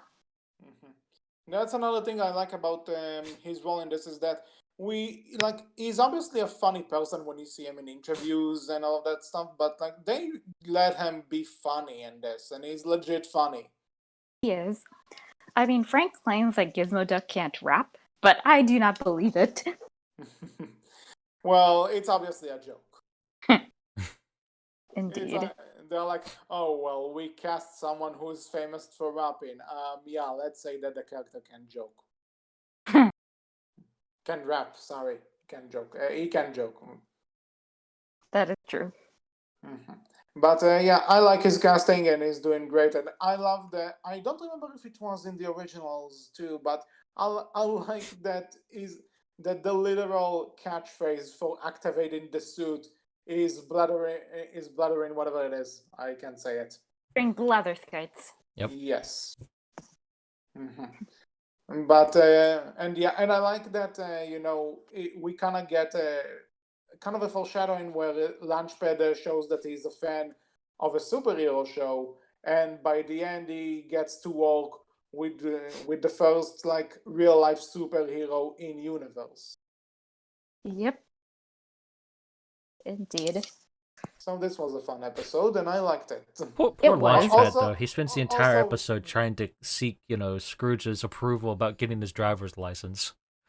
Yeah. And he finally gets it at the end, though. Though Scrooge said he didn't hire him because he was licensed. He hired him because Launchpad always makes the commute fun and gives adventure to him. Yes. And that didn't. We also get introduced to Mark Beaks's shtick. He apparently likes stealing Gyro's inventions, and this will become a running gag. To the point that even the press isn't surprised by it. We didn't mention earlier, but Gyro was introduced in a much earlier episode. He was in The Great Dime Chase, and we find out most of his inventions go evil, including Little Bulb, who has recently who's stolen my heart recently. Yeah. He's different in which, by the way, he also gave job to that headless horse thing and gave him a name. So good. This is true. Intern. He's a little bit different in this series than the older one, because in the older one, if I'm not mistaken, he was a lot nicer and more meek, right? Yeah, he's more of a grumpy boss. Yeah, in this one he's very much. Yeah, he's a lot more grumpy, to say the least. It's why the interns aren't paid. Yes. And on that note, I guess we can move on to the Golden Lagoon of White Agony Plains, where we're introduced to a character that I don't remember from any of the comics or the previous show, which is Goldie O'Gilt. Also known as Glittering Goldie, but I think they cut that out because she was originally a showgirl. and they didn't want to have duck strippers on this show. No, in Disney, you're probably right. Mm. Well, this is the company that changed Moana's name in another country because it has the same name as a porn store in Europe. So wouldn't Yep. wouldn't put that away from them. But so Yeah. we have Goldie, who's Scrooge's ex-girlfriend slash partner in crime slash something, I don't know, and Yeah. something. I like their history. I like that Mm-hmm. the dynamic between them. Yep. Because he admits that he shouldn't like her, but he still can't resist her. Mm-hmm. Yeah. Also, again, this kind of answers something that Wolf brought up, that like, how old is Scrooge? And then we see in this episode that they were actually frozen in that thing for a few years, and it's like, okay, that explains how they survived. Well, yeah, we also like him and Goldie have a back and forth of like, hey, how you still looking the way you look now? You look really good for your age, and they like make jokes about, oh, stole, drank the, found the fountain of youth, and oh, had this thing with the Holy Grail or what have you, right? Like they both have these, jokes going back and forth of I've lived this long because of insert X reason thing, right? Indeed. Like again, that's Yeah. really And what fun. in the life and times of Scrooge McDuck, their backstory is actually a little sad because, for reasons, she stole from Scrooge, and because of that, he basically forced her to work off the debt. But eventually, she decided to stay willingly, not just to take his gold, but because she saw that he was honorable. But due to some bad luck, he ends up leaving town without ever reconciling with her. And it's mentioned in some additional material that he has dreams about the fact that it's one of his biggest mistakes. And the triplets accidentally give him a dream where things go differently and he stays in town. And so they say Scrooge must be having a happy dream now. Oof. So they kind of softened it up here for a lot of reasons. One is that probably Scrooge forcing a woman to work as an indentured servant would not go over well with the censors or with the Yeah. parents. Yeah. Yeah.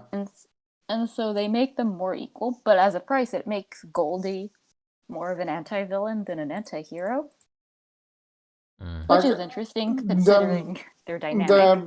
I think the best way I can call this version is that she's basically the Catwoman to Scrooge's Batman. Like, they're obviously rivals, but there is some sort of tension there, which is interesting.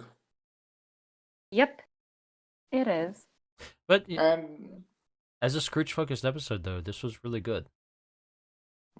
I agree. It was a great Was. episode, and I like the I like the end kind of teasing that you're not necessarily sure what Scrooge and Goldie really think of each other. Do they think they're still rivals? Do they think they can actually have a thing going? Do they just see each other as playful rivals? What exactly is there to them? And I like that it's not necessarily stated. It's up for you to figure out. Yep. Indeed. With that said, Jaws with $1. Yep. Another magic episode, and Lena's loyalties are tested. Also, they stole Donald's boat. Again.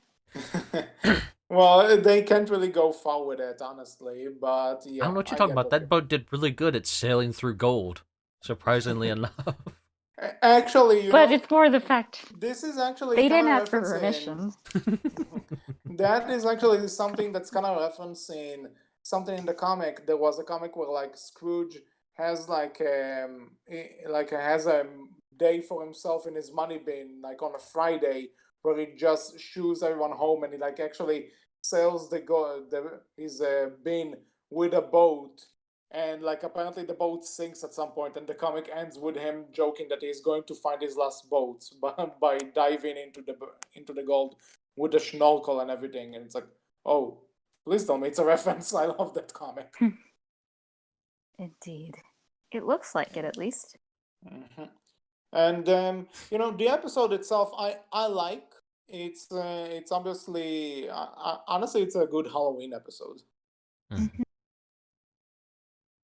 It is.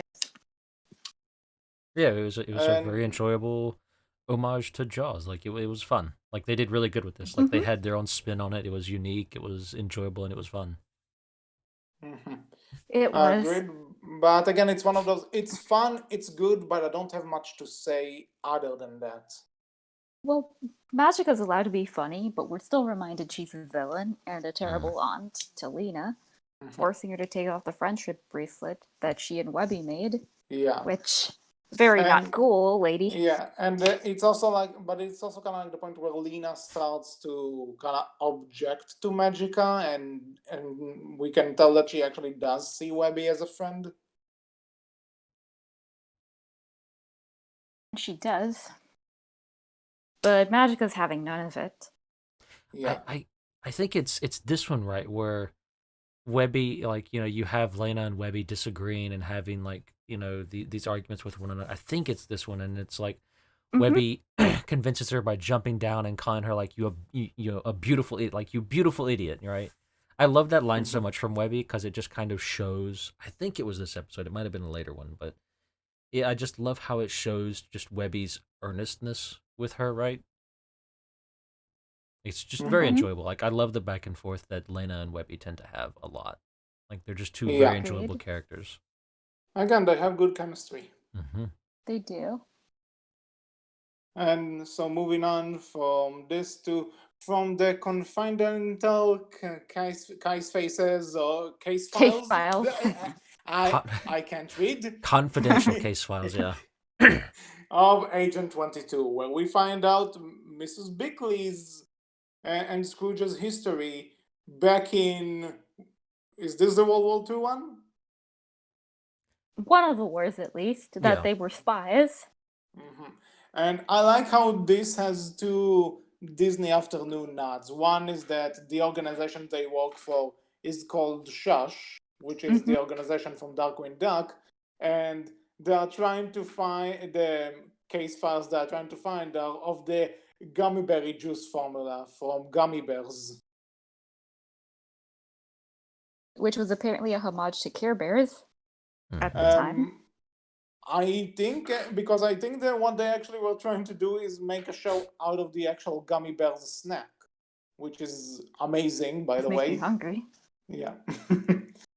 I actually just had some of those a few days ago, and they are still delicious. But that's another story. But yeah, for a flashback episode, I really like this one. Well, It was nice to see how both Scrooge and Bickley actually got to meet, and that she is actually not just a housekeeper. She does have more of a past, and you actually get to see that past. even on top of that, right? They combine that really great flashback episode for Beakley into like a really great episode for Webby as well, and how you see like because of this episode, right? Scrooge really starts to accept Webby into the family, and beforehand she was kind of just along for the ride, but now it's like no, you're a part of the family. You and Beakley both, and I should acknowledge you a lot more because of that. Like I love that. That was really enjoyable and fun. Like this was a We'll get back to that. this was a great Webby episode, Did. in my opinion. It was. Yes, I agree. So with that said, Sky Pirates in the Sky. I love the three dots there for. And once again, we're finding out that this is basically the Disney Afternoon Cinematic Universe because we have Don Carnage from Tailspin. Yep.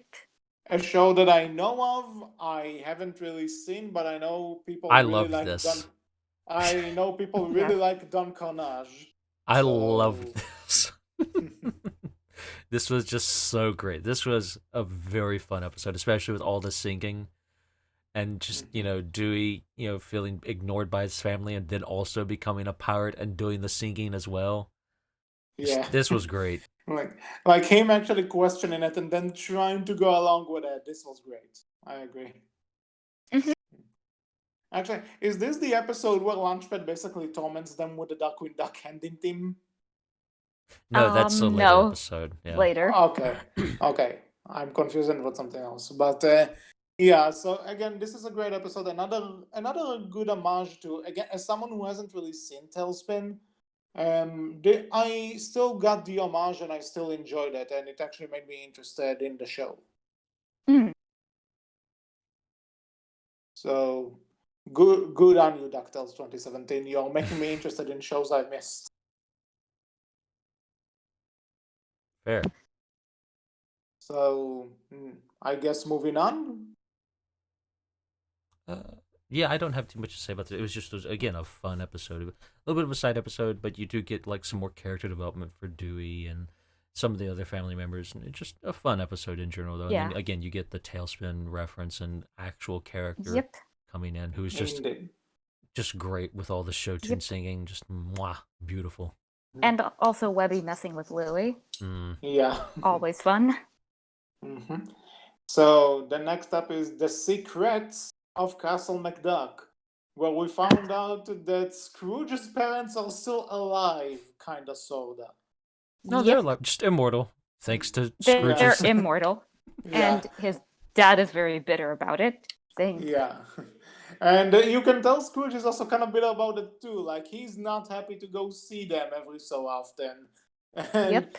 But it does lead to an interesting, to like actually a heartwarming end where we find out that Scrooge's number one dime was actually not given to him by the person who he shined the shoes for.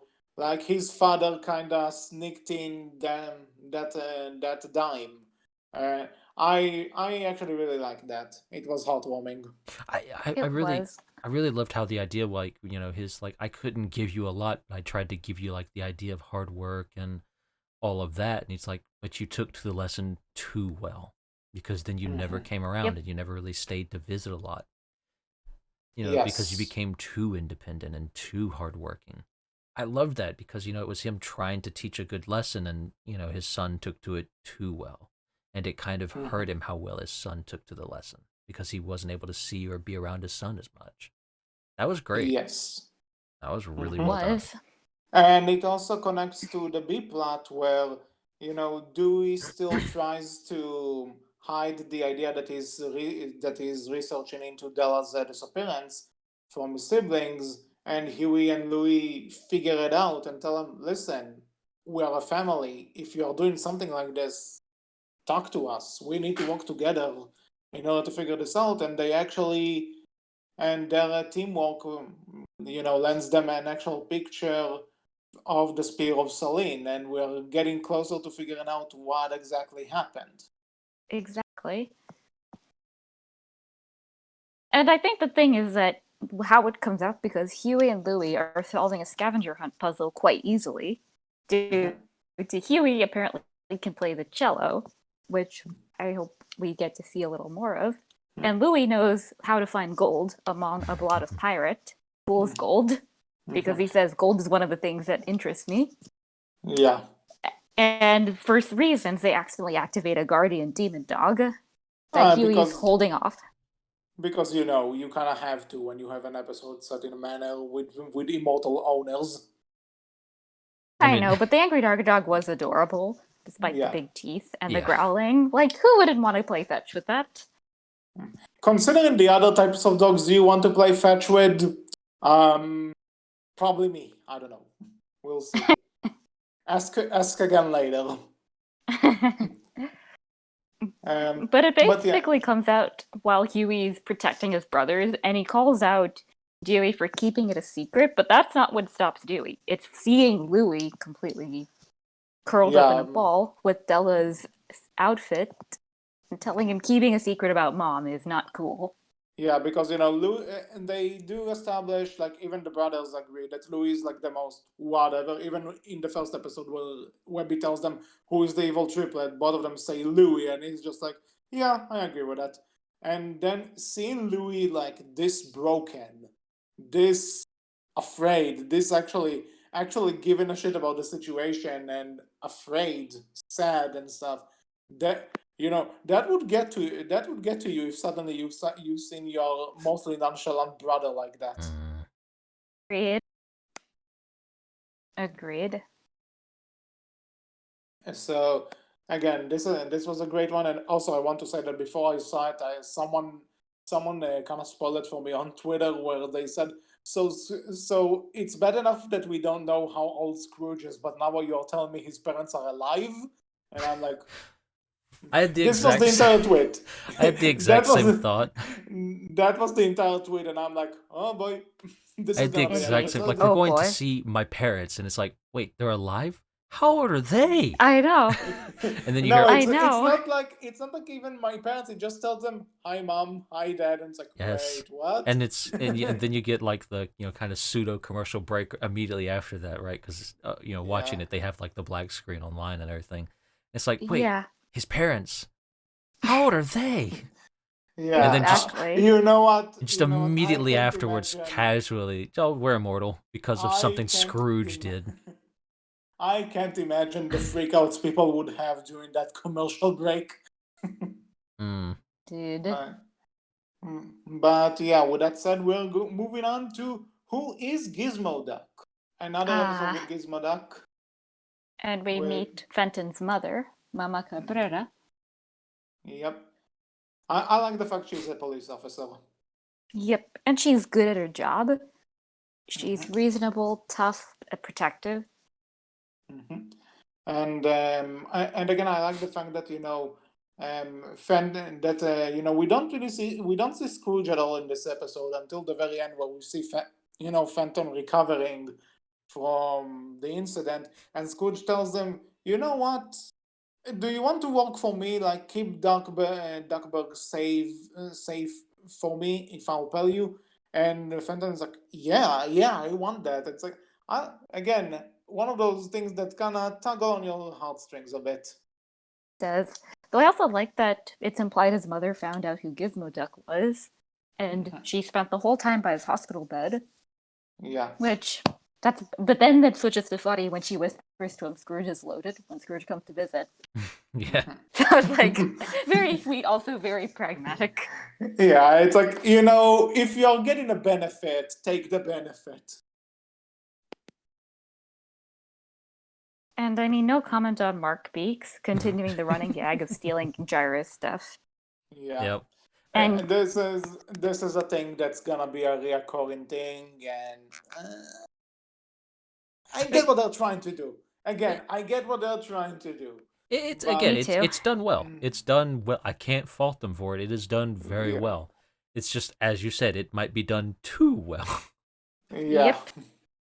Yeah. Like, actually, to give a bit of a heads up to the third season, Jaya and I saw an episode where he appears together, and she groaned when he showed up.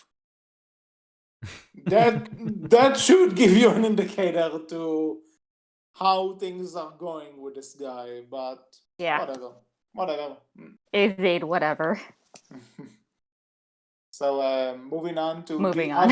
the other being of Scrooge McDuck. The stuff of nightmares. Yeah. By the way, you know something? It makes perfect sense that someone like Scrooge would have an extra bin. Yep. And that it's filled with Perfect all of the sense. evil, scary, terrible things that he's found throughout his adventures that you can't really sell. Yeah. Or put in his garage. Yeah.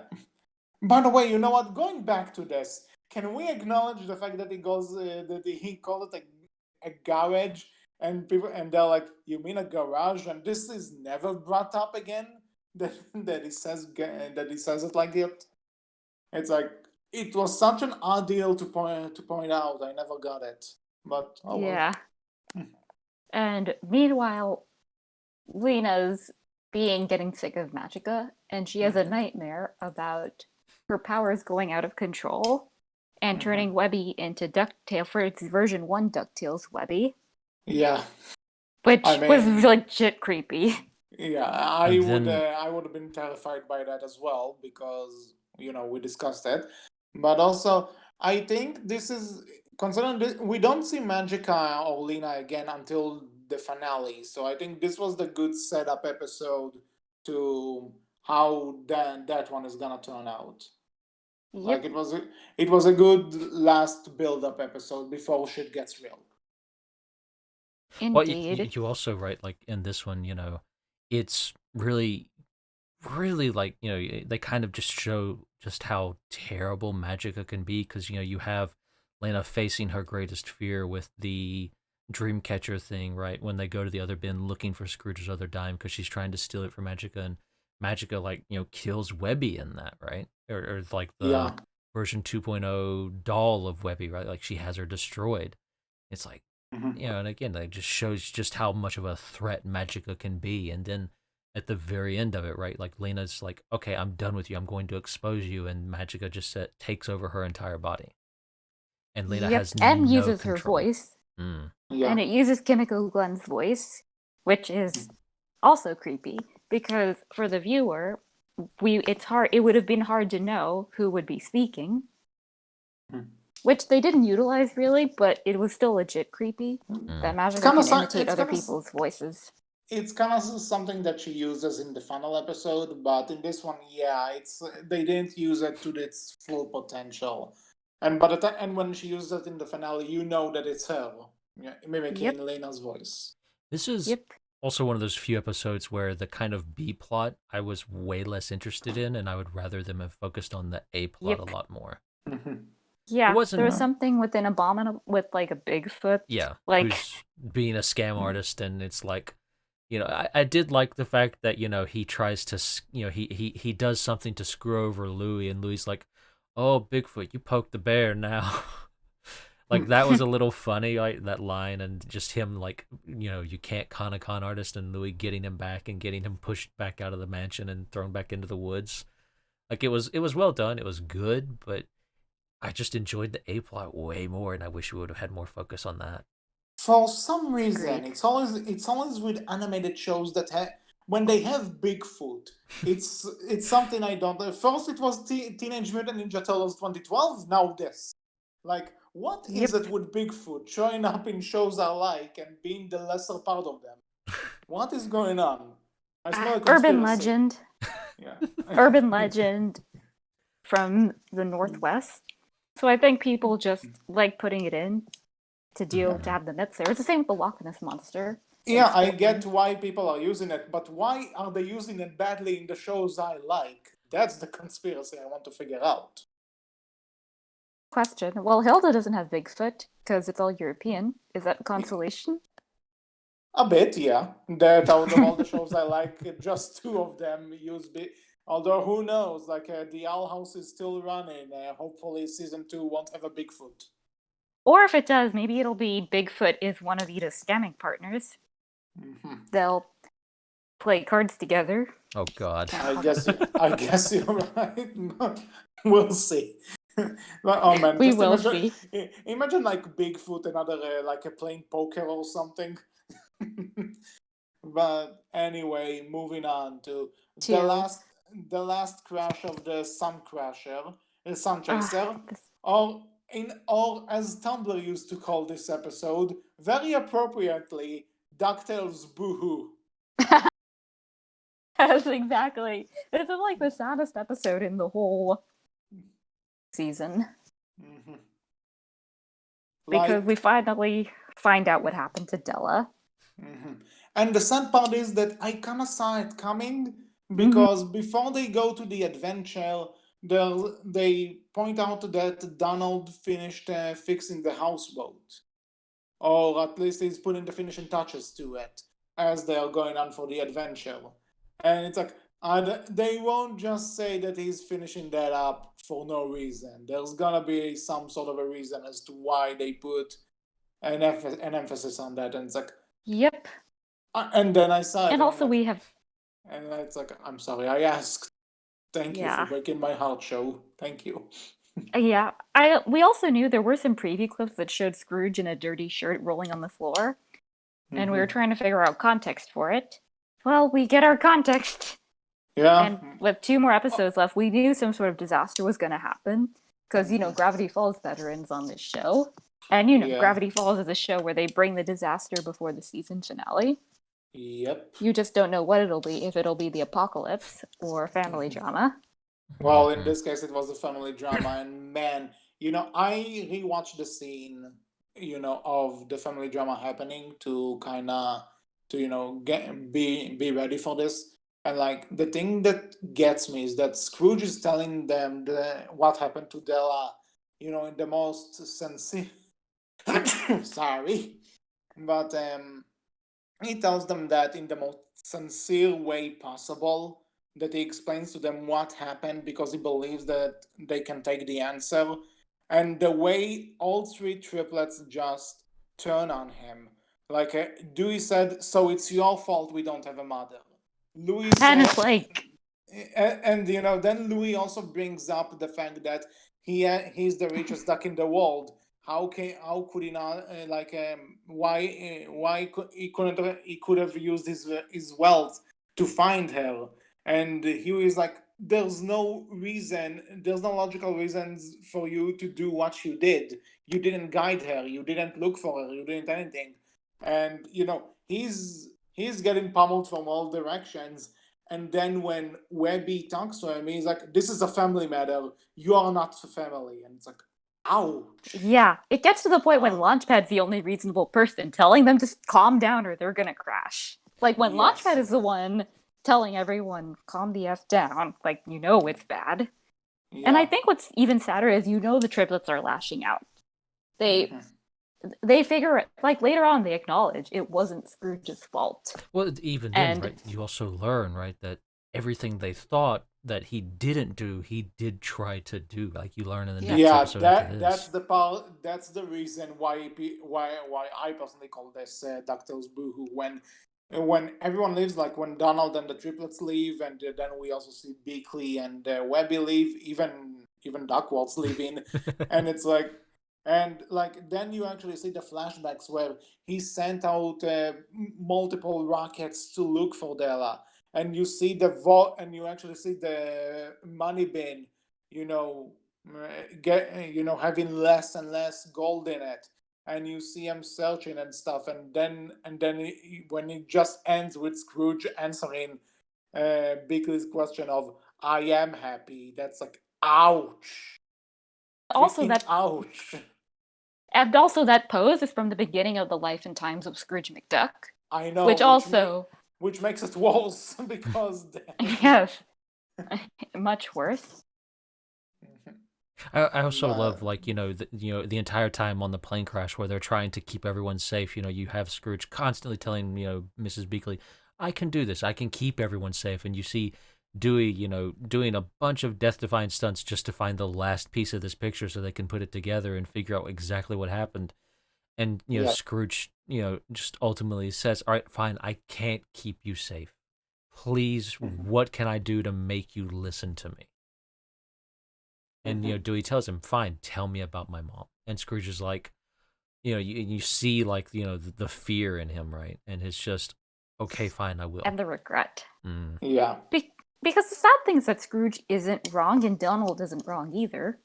Scrooge is complete. Scrooge said the rocket wasn't ready for testing. He was going to launch it with precautions.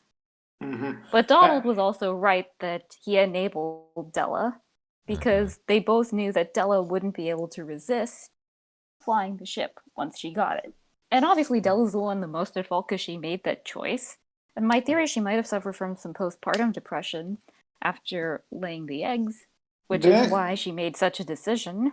And that is also something that, I'm not sure if they necessarily play it for laughs, but there's the thing where they actually come back to the mansion, and Donald tells them like, "Oh, you're already back," and they just tell him, "We know about Mom," and his reaction is just he's signing. He's just like, "Oh, and it's like the thing that he tried to protect them from, the thing he tried so hard to give them a good life and stuff, and now they know what's wrong, and now they know what actually happened." And it's like, this episode just hurts. This episode hurts. It also hurts when you realize why he didn't want to tell them. It wasn't just to keep them safe, it was to keep Della's memory pristine. Because she basically abandoned her kids for an adventure. And Donald, for all of his contentions, like he calls Della out for this in the next season. And calls her a big dummy, which is very well warranted. Well, but he thinks she's dead. he thinks she's dead, and it would only make things worse if he marred her memory by telling them what happened. Mhm. And it's like he's trying so hard. That is true. But moving on, the season finale, the Shadow Uh-huh. War. AKA Scrooge orders too many pizzas. I'm sorry, it's just You're not we need a wrong. we You're need a not laugh wrong. after covering all that pain because Yeah. it's both really funny and sad that Scrooge has ordered the lonely size order of pizzas and has spent Yeah. several days eating them. And So much so I that he also can make a love that chair out of them. kind of actually jumping the gun a bit. I like how Magica walks into his mansion as Lena, and she's trying to give him that potion to drink, disguised as a tea, and every time he's about to drink it, like either a pizza tray falls on his head, or he steps on one and it spills the thing, and it's like, and she's like, these damn pizzas. Or he just outright And drops it, not yes, caring. yeah, like, and she put it in. She even says this is a sippy cup with a spill-proof lid. There's no possible way you can drop this, and he just like spitefully knocks Yeah. it over because he's too depressed. It is actually sadder when you realize why Magica's angry that she's beginning to pity him. But that's Yeah. for a lot later, and only recently that HC and I found out. Yeah, this is But the like again at the time of this recording, the latest episode of the show, which is one before the series finale, kind of gives kind of gives you how they met, and yeah, we won't say beyond that, but nope. We'll then. just say it sheds a lot of light onto Magica's motivations, why she's so petty And and the thing is that, single-minded. and also I like the fact that she thinks Scrooge is bluffing when he's acting that this depressed and so much like he Yes, doesn't care. She thinks it's an act, and then she's like, "Oh God, he's not acting. He actually became that pathetic in these walls," and that and got me. That was great. well, yes, but also the fact that even when she realizes that she can't take advantage of him in this state, she feels it's not fair. So she smacks him out of it and then tries to take the dime in Lena's body. Like, you have to admire that. That Yep. she's literally smacks him in the face and tells him to stop feeling sorry for himself. Hmm. And it's only then that she tries to go for the dime when he's Yeah. got his spirit back. Which is both darkly funny, and it's also like, this is very Magica. Yep. And also, we finally get to see her, and I love her new design. Her new design is great. Me too. I love it so much. Mm-hmm. That huge reveal, some people said they were spoiled by it, but I wasn't. It was I don't nice to know. see the thing. And speaking of which, another thing I like is that kind of like a Scrooge trapped her in his number one dime, she traps him in the dime, but he can still kind of connect and see what she's doing through the dime. And there's a point where she like gets Gyro, and she's like, "Is he your family or just someone who works for you? Blink once for family, blink twice for someone who works for you." Scrooge blinks twice, and Gyro's like, "Uh." Like he's actually hurt by that a little bit. She's We like, "Oh, Well, but probably the pragmatic decision, since oh Magica said yeah, she'd destroy everyone that Scrooge would love, and Scrooge absolutely." isn't going to throw one of his his employees under the bus for I him. I do. Yeah, Which, but Oh, go ahead. go ahead, Wolf. No, go ahead. I do love, like we didn't mention it, before. There's a joke in an earlier episode, right, where Scrooge. I think it's one of the episodes where I think it's the episode where Jaya was introduced, actually, with the buddies, or with the. Let me look through the list. The Great Dime Chase. I think it's that one, Yeah. but it's Scrooge arguing with the vultures who are his like accountants and everything, and they're trying to like, oh, well, we'll just fire everyone who works at the money bin, and then you see everything goes wrong there, and he's like, oh yeah, sure, you could fire all of them. If you do, they might come back and try and kill us all, but sure, go ahead. And they're like, okay, never mind, we won't fire yes, anybody. and also the implication that he'd tell Gyro and Quackfaster, who made that decision. Yes. Mm-hmm. Scrooge is very protective of his staff. Yep. related to this, the subplot, meanwhile, is Donald is feeling guilty about how miserable the triplets are with this reveal, and so he decides they need a fresh start and they're going to move to Cape Suzette from Tailspin. And Webby and Launchpad freak out about this because they've been racking their heads about how to reconcile everyone.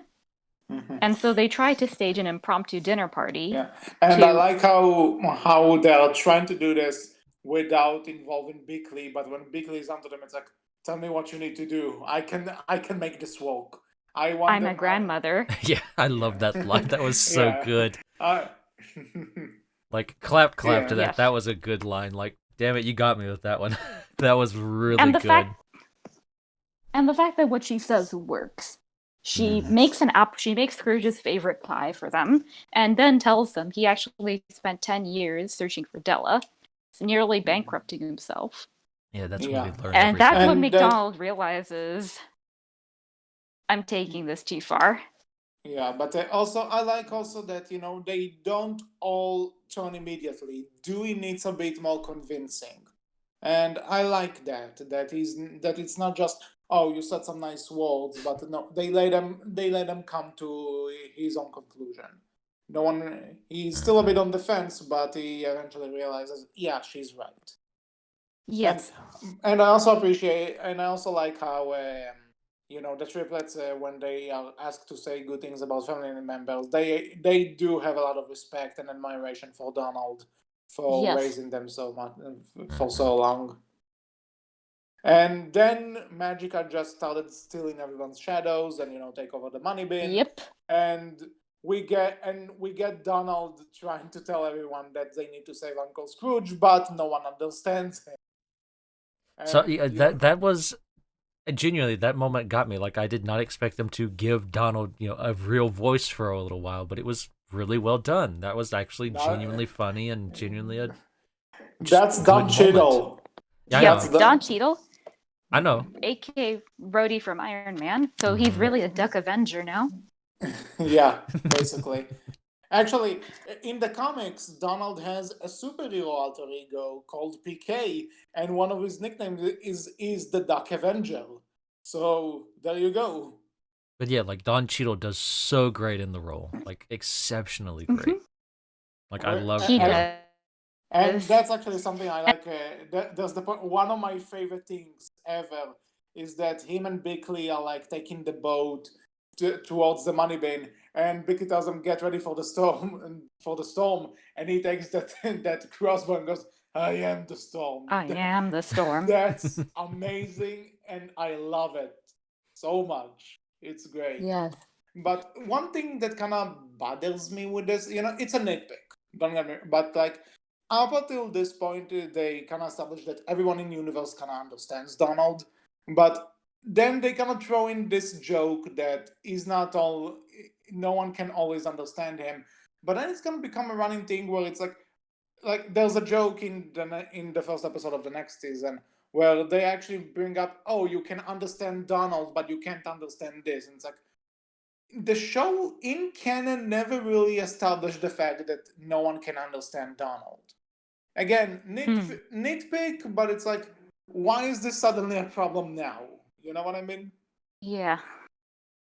Well, it's a problem because they're trying to take him all seriously.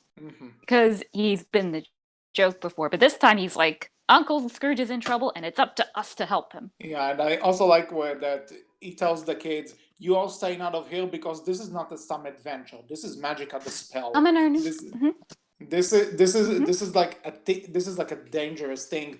But then he tells them, "Oh, I knew you weren't going to listen to me. I told you on purpose to not interfere because I knew you would show up." And I like that Louis like, classic reverse psychology. I should have seen it coming. Yes, I'll get the Curlies first, buddy. Okay. Go Curlies. What? Okay. So basically, I'm going to get the Curlies, bud. Okay. So to wrap this up, because we were going for a long time. I really like the climax to this episode. Like, it's a good fight between the kids saving Scrooge and then Scrooge taking on Magica. That's always fun. Yep. And we get that iconic line, "Way to dispel your own spell, dispel." And Yeah. also Huey sitting in the viewer's shoes, asking all the questions that we have about how That is Scrooge is true. not magical, could enter the dime, and eventually she's about to explain but realizes he's distracting her. And so she goes, "It's just magic, okay?" Yeah, it's like it's one of those things that people are like too focused on analyzing things and looking for answers. It's like it's just magic. And also And Louis' bluff with the yeah, mirror of and Pikey. that is true. And just overall, a good ending. I really enjoyed it. And of course, we needed a tease for the next season where we see Della is alive on the moon. And of Yep. course, we needed to use the Ducktales moon, like the moon stage level. Yep. That was the music because of course we need that. And Yep. that's the first season of DuckTales. We also see Lena merge with Webby's shadow too, so I'm sure that'll be something that comes back up in a later season. So we find out Lena wasn't actually a person. She was Magica's shadow, who was also a character in the original DuckTales cartoon. But that shadow became evil, forcing Magica to take on her own shadow. Here Yes. Lena is fully Okay. realized, and it's fully realized. And remember that friendship bracelet? It comes back. It allows Yeah. Lena to reform and save Webby from Magica. And yeah, that was great. That was a great thing that Magica actually mocks that, but it turns out that it has much more of an ability than just being a friendship symbol. It actually allows Lena to fight Magica. Indeed. Also, we get a Doctor Who reunion with David Tennant and Catherine Tate bantering with each other. Yeah, Always a good thing. Mm-hmm.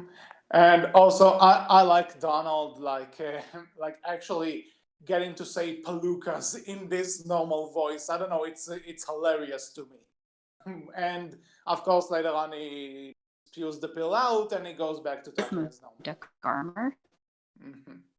That's so. Although something, if you counted the Della thing out, it could have been a great series finale. Yeah.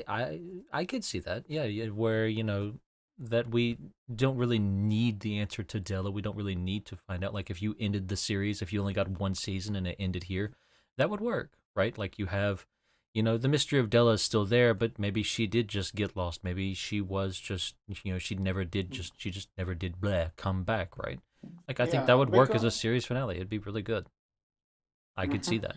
But we have 2 more seasons to go, and I guess next time we're gonna go over season 2. Yeah, this first season definitely has me interested, and I want to see where they go with Della and what comes from everything else they've kind of set up mystery-wise moving forward. Like, it's a strong first season. There's enough there to keep me hooked and want me... It is. And make me want to continue watching the rest of the seasons. Like, I had to intentionally stop myself, otherwise I would have watched all 3 seasons already. Okay, so there you go. After we're done, go ahead for season 2 and be ready for next week. So with all that said, any closing comments or... Go watch first animated reboot that actually worked. Yes. Because most animated reboots seem to just be a money grab or made by people who don't understand the original spirit. Something that DuckTales itself would acknowledge in season 2 in one very self-referential episode involving Darkwing. But so DuckTales shows a lot of love and respect for its audience, rather than doing what Teen Titans Go did and mocking the fans for wanting what they would before. Now, you know what I'm talking about, that whole episode where they mock the fans for wanting a return to what they liked. We see love for the Jaya, there are 4 episodes like this. 4. Geez, they must really hate us people who grew up on the original show. Like, it's basically, I think, it's kind of a seasonal tradition that they have this episode where basically they mock the fans. That's... Yeah. Which is not cool. Not cool. I mean, I do appreciate... But DuckTales shows love. It shows love, respect for the fan base, and a willingness to take risks on established material. And not all the risks pay off. Some people see this doofus being turned into a villain. And And And but this is also a thing that a lot of shows like this would others probably work. just yeah. But it's also a thing that shows and reboots like this will try to give fans too much fan service to the point they forget about the story. But this show really combines fan service with the story, and they do it really, really well. And this is another thing we'll see later in the next season. This It, too. it, It it, helps it's. that Frank. Oh, go ahead.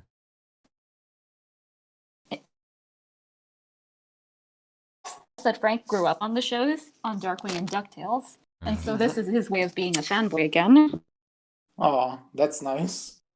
Yeah, but I love the fact that it is vastly different from the original. It is here to do its own thing, but it is also here to say, hey, the original existed.